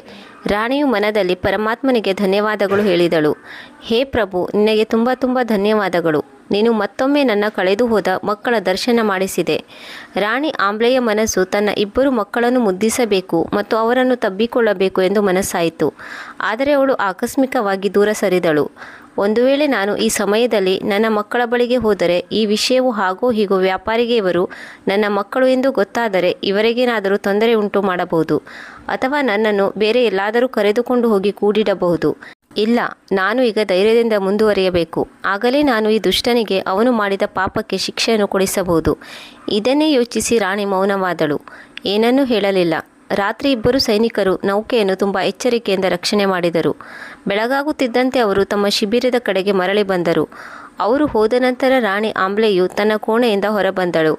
ಅವಳು ಹಡಗಿನಲ್ಲಿದ್ದ ಬೆಲೆಬಾಳುವ ವಸ್ತುಗಳನ್ನು ನದಿಗೆ ಎಸೆದಳು.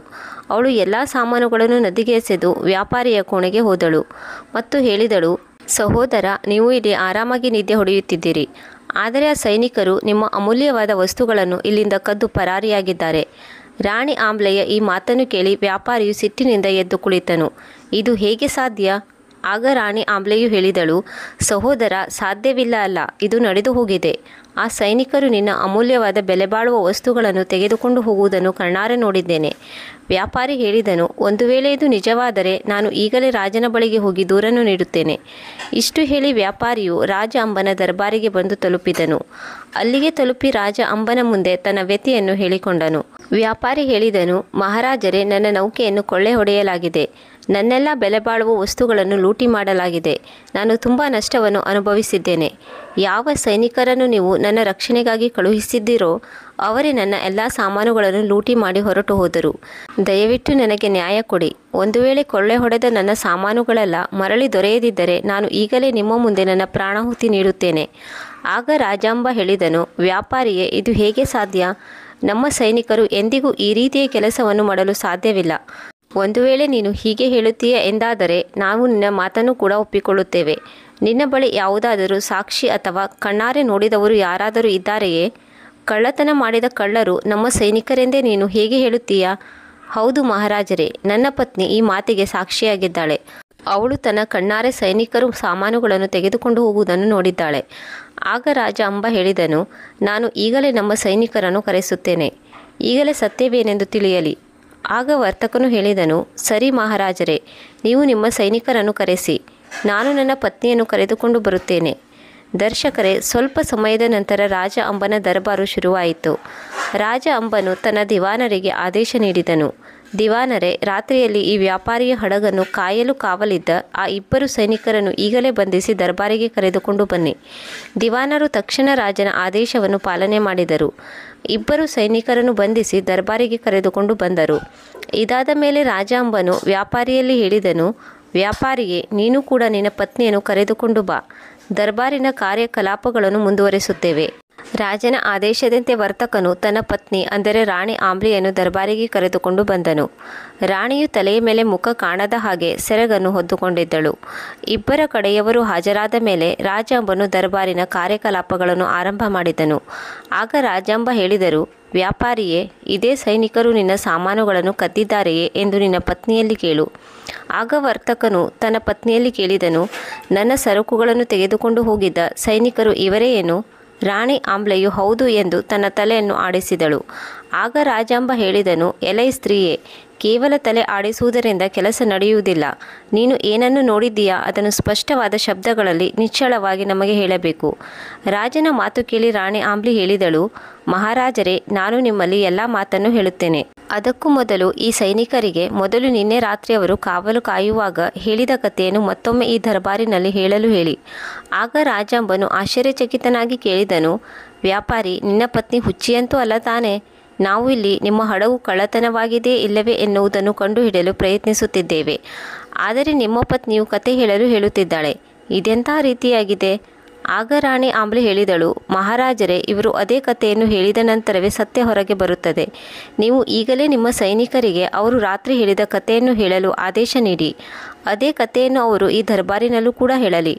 ಆಗ ರಾಜಾಂಬನು ತನ್ನ ಸೈನಿಕರಲ್ಲಿ ಹೇಳಿದನು, ಸೈನಿಕರೇ, ನೀವು ರಾತ್ರಿ ಯಾವ ಕಥೆಯನ್ನು ಹೇಳಿದ್ರಿ ಆ ಕಥೆಯನ್ನು ಮತ್ತೊಮ್ಮೆ ದರ್ಬಾರಿನಲ್ಲಿ ಹೇಳಿ.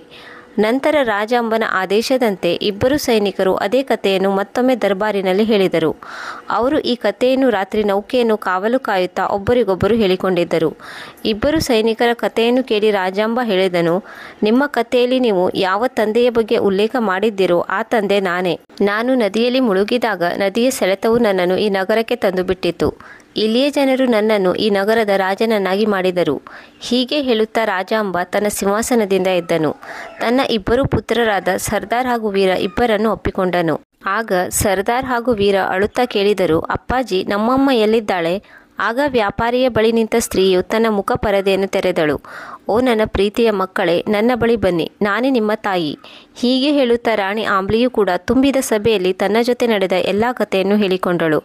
ಅವಳು ಹೇಳಿದಳು, ಯಾವ ರೀತಿಯಲ್ಲಿ ಭೋಜನಾಲಯದ ಒಡತಿಯು ನನ್ನನ್ನು ವ್ಯಾಪಾರಿಗೆ ಮಾರಿದಳು, ನಾನು ಹೇಗೆ ಇಷ್ಟು ದಿನಗಳವರೆಗೆ ನನ್ನ ಮಾನವನ್ನು ಕಾಪಾಡಿಕೊಂಡು ಬಂದೆನೋ.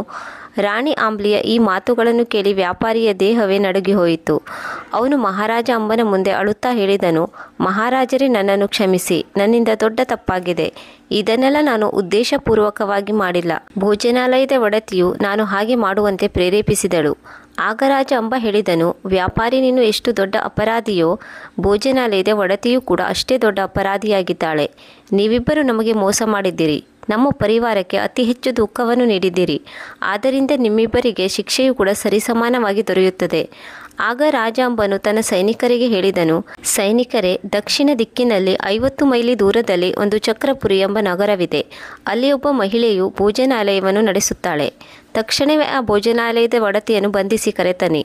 ಅವಳನ್ನು ದರ್ಬಾರಿನಲ್ಲಿ ನನ್ನ ಮುಂದೆ ತಂದು ನಿಲ್ಲಿಸಿ. ರಾಜನ ಆದೇಶವನ್ನು ಕೇಳುತ್ತಿದ್ದಂತೆ ಸೈನಿಕರು ಶೀಘ್ರವಾಗಿ ಚಕ್ರಪುರಿ ನಗರಕ್ಕೆ ತೆರಳಿದರು. ಭೋಜನಾಲಯದ ಒಡತಿಯನ್ನು ಬಂಧಿಸಿ ದರ್ಬಾರಿಗೆ ಕರೆದುಕೊಂಡು ಬಂದರು. ಆಗ ರಾಜಾಂಬನು ಒಡತಿಯಲ್ಲಿ ಹೇಳಿದನು, ಅಮ್ಮ, ನೀವು ನನ್ನನ್ನು ಗುರುತಿಸುತ್ತೀರಾ? ನಾನು ಯಾರೆಂದು ತಿಳಿಯಿತೆ? ನಾನು ಅದೇ ನೌಕರನಾಗಿದ್ದೇನೆ. ಪ್ರತಿದಿನ ನಿನಗಾಗಿ ಕಾಡಿನಲ್ಲಿ ಕಟ್ಟಿಗೆಯನ್ನು ಕಡಿಯುತ್ತಿದ್ದೆ. ನೀನು ನನ್ನ ರಾಣಿ ಆಂಬ್ಲಿಯನ್ನು 1,00,000 ವರಹಗಳಿಗೆ ವ್ಯಾಪಾರಿಗೆ ಮಾರಾಟ ಮಾಡಿದ್ದೆ. ರಾಜನ ಈ ಮಾತುಗಳನ್ನು ಕೇಳಿ ಒಡತಿಯು ಹೆದರಿಕೆಯಿಂದ ನಡುಗಿ ಹೋದಳು. ಅವಳು ಹೇಳಿದಳು, ಮಹಾರಾಜ, ನನ್ನನ್ನು ಕ್ಷಮಿಸಿ. ನಾನು ಹಣದ ಆಸೆಯಲ್ಲಿ ಬಿದ್ದಿದ್ದೆ. ನಾನು ಪಾಪಿಷ್ಟಿಯಾಗಿದ್ದೇನೆ. ನಾನು ಅತಿ ದೊಡ್ಡ ಪಾಪ ಮಾಡಿದ್ದೇನೆ. ಬಹುಶಃ ಅದೇ ಪಾಪದ ಶಿಕ್ಷೆಯನ್ನು ನಾನು ಈಗ ಅನುಭವಿಸುತ್ತಿದ್ದೇನೆ. ಇದನ್ನು ಹೇಳಿ ಭೋಜನಾಲಯದ ಒಡತಿಯು ತನ್ನ ಬಟ್ಟೆಯನ್ನು ತೆಗೆದಳು. ಅವಳು ತನ್ನ ದೇಹವನ್ನು ಬಟ್ಟೆಯಿಂದ ಮುಚ್ಚಿಕೊಂಡಿದ್ದಳು. ಒಡತಿಯ ಇಡೀ ಶರೀರದ ಮೇಲೆ ಚರ್ಮವ್ಯಾಧಿಯು ತಗುಲಿ ಕೊಳೆತು ನಾರುತ್ತಿತ್ತು. ಅವಳ ಇಡೀ ದೇಹದಿಂದ ದುರ್ಗಂಧಯುಕ್ತ ವಾಸನೆ ಬರುತ್ತಿತ್ತು. ಇದನ್ನು ನೋಡಿ ರಾಜ ಹೇಳಿದನು, ಹೇ ಮಾಲಕಿಯೇ, ನಿನಗಂತೂ ಪರಮಾತ್ಮ ನೀನು ಮಾಡಿದ ಪಾಪಕ್ಕಾಗಿ ಮೊದಲೇ ಶಿಕ್ಷೆ ನೀಡಿದ್ದಾನೆ. ಅಂದ ಮೇಲೆ ಈಗ ನಿನಗೆ ನಾನೇನು ಶಿಕ್ಷೆ ನೀಡಲಿ? ಇದಾದ ಮೇಲೆ ವ್ಯಾಪಾರಿಯ ಸರದಿ ಬಂದಿತ್ತು. ರಾಜಾಂಬನು ತನ್ನ ರಾಣಿಯಲ್ಲಿ ಕೇಳಿದನು, ರಾಣಿ, ಹೇಳು, ಈ ವರ್ತಕನಿಗೆ ಯಾವ ಶಿಕ್ಷೆ ನೀಡಬೇಕು? ಅವನು ನಿನ್ನನ್ನು ಹಾಗೂ ನಿನ್ನ ಮಕ್ಕಳನ್ನು 12 ವರ್ಷದವರೆಗೂ ಬೇರೆ ಬೇರೆಯಾಗಿಟ್ಟಿದ್ದನು. ಆಗ ರಾಣಿ ಆಂಬ್ಲಿ ಹೇಳಿದಳು, ಮಹಾರಾಜ, ಈ ವ್ಯಾಪಾರಿಯು ನನ್ನನ್ನು ಮೋಸದಿಂದ ವಶಪಡಿಸಿಕೊಂಡನು. ಇದಂತೂ ಸತ್ಯ. ಮೇಲಾಗಿ ನನ್ನನ್ನು ನನ್ನ ಪರಿವಾರದಿಂದ 12 ವರ್ಷದವರೆಗೂ ದೂರ ಇಟ್ಟನು. ಆದರೆ ಇದು ಕೂಡ ಸತ್ಯ. ಈ 12 ವರ್ಷಗಳಲ್ಲಿ ಇವನು ನನ್ನನ್ನು ಮುಟ್ಟಲು ಕೂಡ ಇಲ್ಲ. ಇವನು ನನ್ನನ್ನು ಸಹೋದರಿಯನ್ನಾಗಿ ಒಪ್ಪಿಕೊಂಡು ನನ್ನನ್ನು ಗೌರವಪೂರ್ವಕವಾಗಿ ನಡೆಸಿಕೊಂಡನು. ಆದ್ದರಿಂದ ಮಹಾರಾಜ, ಈತನನ್ನು ಕುಶಲಪೂರ್ವಕವಾಗಿ ಹೋಗಲು ಬಿಡಿ. ಯಾವ ರೀತಿಯಲ್ಲಿ ಭಗವಂತನು ಭೋಜನಾಲಯದ ಒಡತಿಗೆ ಶಿಕ್ಷೆಯನ್ನು ನೀಡಿದನೋ ಅದೇ ಪ್ರಕಾರ ಈತನು ಕೂಡ ತನ್ನ ಕರ್ಮದ ಫಲವನ್ನು ಅನುಭವಿಸುತ್ತಾನೆ. ಆಗ ರಾಜಾಂಬ ಹೇಳಿದನು, ಸರಿ ರಾಣಿ, ಒಂದು ವೇಳೆ ನೀನು ಬಯಸುತ್ತೀಯಾ ಎಂದರೆ ನಾವು ಈತನನ್ನು ಹಾಗೆ ಹೋಗಲು ಬಿಡುತ್ತೇವೆ. ವ್ಯಾಪಾರಿಯು ರಾಜ ಹಾಗೂ ರಾಣಿಯಲ್ಲಿ ಕ್ಷಮೆ ಕೇಳಿ ಅಲ್ಲಿಂದ ಹೊರಟು ಹೋದನು. ವ್ಯಾಪಾರಿಯು ಹೋಗುತ್ತಿದ್ದಂತೆ ರಾಣಿ ಆಂಬ್ಲಿಯು ಹಿಂದಿನಿಂದ ಕೂಗಿ ಹೇಳಿದಳು, ಹೇ ವ್ಯಾಪಾರಿ, ನಿನ್ನ ನೌಕೆಯಿಂದ ಕಳ್ಳತನವಾದ ಸಾಮಾನುಗಳು ನಿನಗೆ ಬೇಡವೇ? ನಿನ್ನ ಯಾವ ಸಾಮಾನುಗಳು ಕೂಡ ಕಳ್ಳತನವಾಗಿಲ್ಲ. ಎಲ್ಲ ಸಾಮಾನುಗಳು ನದಿಯಲ್ಲಿವೆ. ಹೋಗುವಾಗ ನದಿಯಿಂದ ನಿನ್ನ ಎಲ್ಲ ಸಾಮಾನುಗಳನ್ನು ತೆಗೆದುಕೊಂಡು ಹೋಗು. ವೀಕ್ಷಕರೇ, ಈ ರೀತಿಯಲ್ಲಿ ಬೇರೆ ಬೇರೆಯಾದ ರಾಜಾಂಬ, ರಾಣಿ ಆಂಬ್ಲಿ ಮತ್ತು ಇಬ್ಬರು ಪುತ್ರರು ಸರ್ದಾರ್ ಹಾಗೂ ವೀರ ಒಬ್ಬರಿಗೊಬ್ಬರು ಭೇಟಿಯಾಗಿ ತುಂಬ ಖುಷಿಯಾದರು. ಇದೇ ಸಮಯದಲ್ಲಿ ಆಕಾಶ ಮಾರ್ಗದಿಂದ ಒಂದು ಪುಷ್ಪಕ ವಿಮಾನ ಕೆಳಗಿಳಿಯಿತು. ಅದರಿಂದ ಇಬ್ಬರು ಸಾಧುಗಳು ಹೊರಗಡೆ ಬಂದರು. ಇವರು ಸಾಧುಗಳಾಗಿರಲಿಲ್ಲ, ಬದಲಾಗಿ ದೇವರಾಜ ಇಂದ್ರ ಹಾಗೂ ಮಹರ್ಷಿ ವಿಶ್ವಾಮಿತ್ರರಾಗಿದ್ದರು. ಇಬ್ಬರು ಮಹಾತ್ಮರು ರಾಜಾಂಬನಿಗೆ ಪ್ರಣಾಮ ಮಾಡಿದರು. ತಮ್ಮ ನಿಜವಾದ ರೂಪವನ್ನು ಪ್ರಕಟಿಸಿ ಹೇಳಿದರು, ಮಹಾರಾಜ, ನಾವು ನಿನ್ನ ಧರ್ಮ, ತ್ಯಾಗ ಹಾಗೂ ಪುಣ್ಯದ ಬಗ್ಗೆ 3 ಲೋಕಗಳಲ್ಲಿ ಚರ್ಚೆಯಾಗುತ್ತಿರುವುದನ್ನು ಕೇಳಿದ್ದೇವೆ. ಇದೇ ಕಾರಣಕ್ಕಾಗಿ ನಾವು ನಿನ್ನ ಪರೀಕ್ಷೆಯನ್ನು ಮಾಡಲು ಬಂದಿದ್ದೆವು. ಆದರೆ ಮಹಾರಾಜ, ನಿನ್ನ ಬಗ್ಗೆ ನಾವು ಎಷ್ಟು ಕೇಳಿದ್ದೆವೋ ಅದಕ್ಕಿಂತಲೂ ಮಿಗಿಲಾಗಿ ನಿನ್ನ ಒಳ್ಳೆಯತನವನ್ನು ನಾವು ನಮ್ಮ ಕಣ್ಣಾರೆ ಕಂಡೆವು. ನಾವು ನಿನ್ನ ಭಕ್ತಿ, ನಿಷ್ಠೆ ಹಾಗೂ ತಪಸ್ಸಿನಿಂದ ಅತ್ಯಂತ ಪ್ರಸನ್ನರಾಗಿದ್ದೇವೆ. ಆದ್ದರಿಂದ ಮಹಾರಾಜ, ನಾವು ನಿಮಗೆ ವರದಾನ ನೀಡುತ್ತಿದ್ದೇವೆ. ಏನು ವರ ಬೇಕು ಕೇಳು. ನೀನು ನಮ್ಮಿಂದ ಏನನ್ನು ಬಯಸುತ್ತಿದ್ದೀಯಾ? ರಾಜಾಂಬನು ವಿನಮ್ರತೆಯಿಂದ ಉತ್ತರ ನೀಡಿದನು, ಮಹರ್ಷಿಗಳೇ, ನನಗಂತೂ ಯಾವುದೇ ಆಸೆ ಇಲ್ಲ. ಆದರೆ ನಮ್ಮ ಮಹಾರಾಣಿಯಲ್ಲಿ ಕೇಳಿ. ಅವರ ಯಾವುದಾದರೂ ಆಸೆ ಇದ್ದರೆ ಕೃಪೆ ತೋರಿ ನೀವು ಅದನ್ನು ಈಡೇರಿಸಿ. ಆಗ ರಾಣಿ ಆಮ್ಲೆಯು ಕೈಜೋಡಿಸಿ ಹೇಳಿದಳು, ಋಷಿಗಳೇ, ನೀವು ನನಗೆ ವರವನ್ನು ನೀಡಬೇಕು ಎಂದುಕೊಂಡಿದ್ದರೆ ನನಗೆ ಈ ವರವನ್ನು ನೀಡಿ. ಎಷ್ಟು ಬಾರಿ ನಾನು ಪೃಥ್ವಿ ಲೋಕದಲ್ಲಿ ಜನ್ಮ ತಾಳುತ್ತೇನೋ ಅಷ್ಟು ಬಾರಿ ನಾನು ಇವರ ಪತ್ನಿಯಾಗುವ ಭಾಗ್ಯವನ್ನು ಕರುಣಿಸಿ. ಮತ್ತು ನನ್ನ 2 ಪುತ್ರರು ಕೂಡ ಪ್ರತಿ ಜನ್ಮದಲ್ಲೂ ನನ್ನ ಪುತ್ರರಾಗಿಯೇ ಇರಬೇಕು. ಆಗ ಋಷಿ ವಿಶ್ವಾಮಿತ್ರರು ಹೇಳಿದರು, ತಥಾಸ್ತು, ಹಾಗೇ ಆಗಲಿ. ಆನಂತರ ಋಷಿ ವಿಶ್ವಾಮಿತ್ರರು ಹೇಳಿದರು, ಮಹಾರಾಜ, ಯಾವ ರಾಜ್ಯವನ್ನು ನಾವು ನಿನ್ನಿಂದ ದಾನವಾಗಿ ಪಡೆದುಕೊಂಡಿದ್ದೇವೆಯೋ ಆ ರಾಜ್ಯವನ್ನು ನಾವು ಈಗ ನಿನಗೆ ಮರಳಿ ನೀಡುತ್ತೇವೆ. ಆ ರಾಜ್ಯವು ಈಗ ನಿನ್ನದೇ ಆಗಿದೆ. ಹೀಗೆ ಹೇಳಿ ಮಹರ್ಷಿ ವಿಶ್ವಾಮಿತ್ರರು ಹಾಗೂ ದೇವರಾಜ ಇಂದ್ರನು ವಿಮಾನದಲ್ಲಿ ಸವಾರಿ ಮಾಡುತ್ತಾ ದೇವಲೋಕಕ್ಕೆ ಹೊರಟು ಹೋದರು. ದೇವತೆಗಳು ಹೋದ ನಂತರ ರಾಜಾಂಬ ಒಂದು ರಾಜ್ಯವನ್ನು ತನ್ನ ಚಿಕ್ಕ ಪುತ್ರ ವೀರನ ವಶಕ್ಕೆ ನೀಡಿದನು ಮತ್ತು ತನ್ನ ಇನ್ನೊಬ್ಬ ಮಗ ಸರ್ದಾರನನ್ನು ಇನ್ನೊಂದು ರಾಜ್ಯಕ್ಕೆ ರಾಜನನ್ನಾಗಿ ಮಾಡಿದನು. ಈ ಮಧ್ಯದಲ್ಲಿ ರಾಜಾಂಬ ಹಾಗೂ ರಾಣಿ ಆಮ್ಲಿಯು ಸಾಂಸಾರಿಕ ಜೀವನವನ್ನು ತ್ಯಜಿಸಿ ತಪಸ್ಸಿಗಾಗಿ ಕಾಡಿಗೆ ಹೊರಟು ಹೋದರು. ದರ್ಶಕರೇ, ಇದು ರಾಜ ಅಂಬ ಹಾಗೂ ರಾಣಿ ಆಮ್ಲಿ ಹಾಗೂ ಅವರ ಮಕ್ಕಳಾದ ಸರ್ದಾರ್ ಹಾಗೂ ವೀರ ಅವರ ಕಥೆಯಾಗಿತ್ತು. ಈ ಕಥೆಯಲ್ಲಿ ಪರಮಾತ್ಮನ ಅದ್ಭುತ ಲೀಲೆ ಹಾಗೂ ಧರ್ಮದಲ್ಲಿ ಸಾಗುವವರಿಗೆ ದೊರೆಯುವ ವಿಜಯ ಪ್ರಾಪ್ತಿಯ ಸಂದೇಶ ಅಡಗಿದೆ. ವೀಕ್ಷಕರೇ, ಈ ಕಥೆಯು ಇಲ್ಲಿಗೆ ಮುಗಿಯುವುದಿಲ್ಲ. ಇಂದು ಕಲಿಯುಗದಲ್ಲಿ ತಮ್ಮ ತಂದೆ ತಾಯಿಗಳನ್ನು ಮಕ್ಕಳು ಭಾರವೆಂದು ಏಕೆ ತಿಳಿದುಕೊಳ್ಳುತ್ತಾರೆ ಎಂಬ ಈ ಶಾಪದ ಬಗ್ಗೆ ಚರ್ಚೆ ಮಾಡೋಣ. ಈ ಪ್ರಶ್ನೆಯು ಕೇವಲ ನಮ್ಮನ್ನು ಚಿಂತೆಗೀಡು ಮಾಡುವುದಷ್ಟೇ ಅಲ್ಲದೆ ನಮ್ಮ ಸಮಾಜ ಹಾಗೂ ಮೌಲ್ಯಗಳ ಬಗ್ಗೆಯೂ ಕೂಡ ಆಳವಾದ ಬೆಳಕನ್ನು ಚೆಲ್ಲುತ್ತದೆ. ಪುರಾಣಗಳಲ್ಲಿ ಹಾಗೂ ಗ್ರಂಥಗಳಲ್ಲಿ ಸತ್ಯಯುಗ, ತ್ರೇತಾಯುಗ ಮತ್ತು ದ್ವಾಪರ ಯುಗಗಳಲ್ಲಿ ಮಾತ್ರ ತಂದೆ ತಾಯಿಗಳನ್ನು ದೇವತೆಗಳ ಸಮಾನ ಎಂದು ವರ್ಣಿಸಲಾಗಿದೆ. ಆಗ ಅವರ ಚರಣಗಳಲ್ಲಿ ಸ್ವರ್ಗವಿದೆ ಎಂದು ಅಂದುಕೊಳ್ಳಲಾಗುತ್ತಿತ್ತು. ಯಾವಾಗ ಕಲಿಯುಗದ ಆರಂಭವಾಯಿತೋ ಆಗ ಋಷಿಮುನಿಗಳು ಭವಿಷ್ಯವಾಣಿ ನುಡಿದಿದ್ದರು, ಮಾನವನು ತನ್ನ ತಂದೆ ತಾಯಿಗಳನ್ನು ಭಾರವೆಂದು ತಿಳಿದುಕೊಳ್ಳುವ ಸಮಯ ಒಂದು ದಿನ ಬರುತ್ತದೆ. ಮುಂದೆ ಹೀಗೆ ಹೇಳಲಾಗಿದೆ, ತ್ರೇತಾಯುಗದಲ್ಲಿ ಒಬ್ಬ ದೈತ್ಯನು ತನ್ನ ತಂದೆ ತಾಯಿಗಳನ್ನು ತುಂಬ ಅವಮಾನ ಮಾಡಿದ್ದನು. ಅವನು ತನ್ನ ವೃದ್ಧ ಹಾಗೂ ಅಶಕ್ತರಾದ ತಂದೆ ತಾಯಿಗಳನ್ನು ಮನೆಯಿಂದ ಹೊರಹಾಕಿದನು. ಅವರೊಂದಿಗೆ ಅಮಾನವೀಯವಾಗಿ ನಡೆದುಕೊಂಡನು. ಇದರಿಂದ ಬೇಸತ್ತ ತಂದೆ ತಾಯಿಗಳು ಭಗವಂತನಲ್ಲಿ ನ್ಯಾಯಕ್ಕಾಗಿ ಮೊರೆಯಿಟ್ಟರು. ಆ ಭಗವಂತನು ಹೇಳಿದನು, ಈ ದೈತ್ಯನು ತನ್ನ ಕರ್ಮದ ಫಲವನ್ನು ಇಲ್ಲಿಯೇ ಅನುಭವಿಸುತ್ತಾನೆ. ಆದರೆ ಕಲಿಯುಗದಲ್ಲಿ ಇವನಂತೆ ಇರುವ ಜನರು ಜನ್ಮ ತಾಳುತ್ತಾರೆ. ಅವರು ತಮ್ಮ ತಂದೆ ತಾಯಿಗಳನ್ನು ಭಾರವೆಂದು ಅಂದುಕೊಳ್ಳುತ್ತಾರೆ. ಈ ಶಾಪದ ಕಾರಣದಿಂದಾಗಿ ಇಂದು ನಾವು ನೋಡುತ್ತಿದ್ದೇವೆ, ಹಲವು ಸ್ಥಳಗಳಲ್ಲಿ ವೃದ್ಧ ತಂದೆ ತಾಯಿಗಳನ್ನು ವೃದ್ಧಾಶ್ರಮಕ್ಕೆ ಕಳುಹಿಸಲಾಗುತ್ತದೆ. ಕೆಲವರು ತಂದೆ ತಾಯಿಗಳನ್ನು ತಮ್ಮ ಮನೆಯ ಭಾಗವೆಂದು ಅಂದುಕೊಳ್ಳುವುದಿಲ್ಲ ಮತ್ತು ಅವರ ಜವಾಬ್ದಾರಿಯನ್ನು ತೆಗೆದುಕೊಳ್ಳಲು ಹಿಂದೇಟು ಹಾಕುತ್ತಾರೆ. ಸಹೋದರರೇ ಹಾಗೂ ಸಹೋದರಿಯರೇ, ತಂದೆ ತಾಯಿಗಳು ನಮ್ಮ ಮೊದಲ ಗುರುಗಳೆಂದು ಧರ್ಮವು ನಮಗೆ ಕಲಿಸಿಕೊಡುತ್ತದೆ. ಅವರ ಆಶೀರ್ವಾದದಿಂದಾಗಿಯೇ ನಮ್ಮ ಎಲ್ಲ ಕಷ್ಟಗಳು ದೂರವಾಗುತ್ತವೆ. ಕಲಿಯುಗದ ಈ ಮಾಯೆಯಲ್ಲಿ ನಾವು ತಂದೆ ತಾಯಿಗಳ ಮಹತ್ವವನ್ನು ಮರೆಯುತ್ತಾ ಸಾಗಿದ್ದೇವೆ. ಇಂದು ನಾವು ಇದನ್ನು ತಿಳಿದುಕೊಳ್ಳುವ ಅವಶ್ಯಕತೆ ಇದೆ. ತಂದೆ ತಾಯಿಗಳನ್ನು ಗೌರವಿಸುವುದು ಕೇವಲ ನಮ್ಮ ಕರ್ತವ್ಯ ಮಾತ್ರವಲ್ಲದೆ ಅದು ನಮ್ಮ ಧರ್ಮವೂ ಕೂಡ ಹೌದು. ಅವರು ನಮಗಾಗಿ ಮಾಡುವ ತ್ಯಾಗ ಹಾಗೂ ಬಲಿದಾನವನ್ನು ನಾವು ಶಬ್ದಗಳಿಂದ ಹೇಳಲು ಸಾಧ್ಯವಿಲ್ಲ. ಅವರಿಲ್ಲದೆ ನಮ್ಮ ಅಸ್ತಿತ್ವವೇ ಅಪೂರ್ಣವಾಗಿದೆ. ಬನ್ನಿ, ನಾವೆಲ್ಲರೂ ಇಂದು ಪ್ರತಿಜ್ಞೆ ಮಾಡೋಣ. ನಮ್ಮ ತಂದೆ ತಾಯಿಗಳನ್ನು ಆದರಿಸೋಣ, ಗೌರವಿಸೋಣ, ಅವರನ್ನು ಚೆನ್ನಾಗಿ ನೋಡಿಕೊಳ್ಳೋಣ, ಅವರನ್ನು ಎಂದಿಗೂ ಭಾರವೆಂದು ತಿಳಿದುಕೊಳ್ಳದೇ ಇರೋಣ. ಇದು ನಮ್ಮ ಜವಾಬ್ದಾರಿಯಷ್ಟೇ ಅಲ್ಲದೆ ಇದು ನಮ್ಮ ಆತ್ಮಶುದ್ಧಿಯ ಮಾರ್ಗವೂ ಕೂಡ ಆಗಿದೆ. ವೀಕ್ಷಕರೇ, ಇಂದಿನ ಈ ಕಥೆಯು ನಮಗೆ ಯಾವ ನೀತಿ ಪಾಠವನ್ನು ಹೇಳುತ್ತದೆ ಎಂದರೆ, ತಂದೆ ತಾಯಿಗಳು ನಮ್ಮ ಜೀವನದ ಆಧಾರ ಸ್ತಂಭಗಳಾಗಿದ್ದಾರೆ. ಅವರನ್ನು ಗೌರವಿಸುವುದು ಕೇವಲ ನಮ್ಮ ಕರ್ತವ್ಯ ಮಾತ್ರ ಅಲ್ಲದೆ ಅದು ನಮ್ಮ ಸಂಸ್ಕೃತಿ ಹಾಗೂ ಸಭ್ಯತೆಯ ಮೂಲವೂ ಕೂಡ ಆಗಿದೆ. ನಿಮಗೆ ನಮ್ಮ ಈ ವಿಡಿಯೋ ಇಷ್ಟವಾಗಿದ್ದರೆ ಮುಂದೆಯೂ ಕೂಡ ಇದೇ ರೀತಿಯ ಜ್ಞಾನವರ್ಧಕ, ಪ್ರೇರಣಾದಾಯಕ, ನೀತಿದಾಯಕ ನುಡಿಗಳು ನಿಮ್ಮ ಬಳಿ ತಲುಪುತ್ತಿರಬೇಕೆಂದರೆ ಈಗಲೇ ಹೊಸ ಬೆಳಕು ಯೂಟ್ಯೂಬ್ ಚಾನಲನ್ನು ಸಬ್ಸ್ಕ್ರೈಬ್ ಮಾಡಿಕೊಳ್ಳಿ. ಈ ವಿಡಿಯೋವನ್ನು ಲೈಕ್ ಮಾಡಿ, ಶೇರ್ ಮಾಡಿ ಹಾಗೂ ಈ ಕಥೆಯು ನಿಮಗೆ ಹೇಗನಿಸಿತು ಎಂದು ನಮಗೆ ಅವಶ್ಯವಾಗಿ ತಿಳಿಸಿ. ಜೈ ಶ್ರೀಕೃಷ್ಣ, ಜೈ ಶ್ರೀರಾಮ್. ಮುಂದಿನ ಕಥೆಯಲ್ಲಿ ಮತ್ತೆ ಭೇಟಿಯಾಗೋಣ. ನಿಮ್ಮ ತಂದೆ ತಾಯಿಯರನ್ನು ಚೆನ್ನಾಗಿ ನೋಡಿಕೊಳ್ಳಿ. ಧನ್ಯವಾದಗಳು.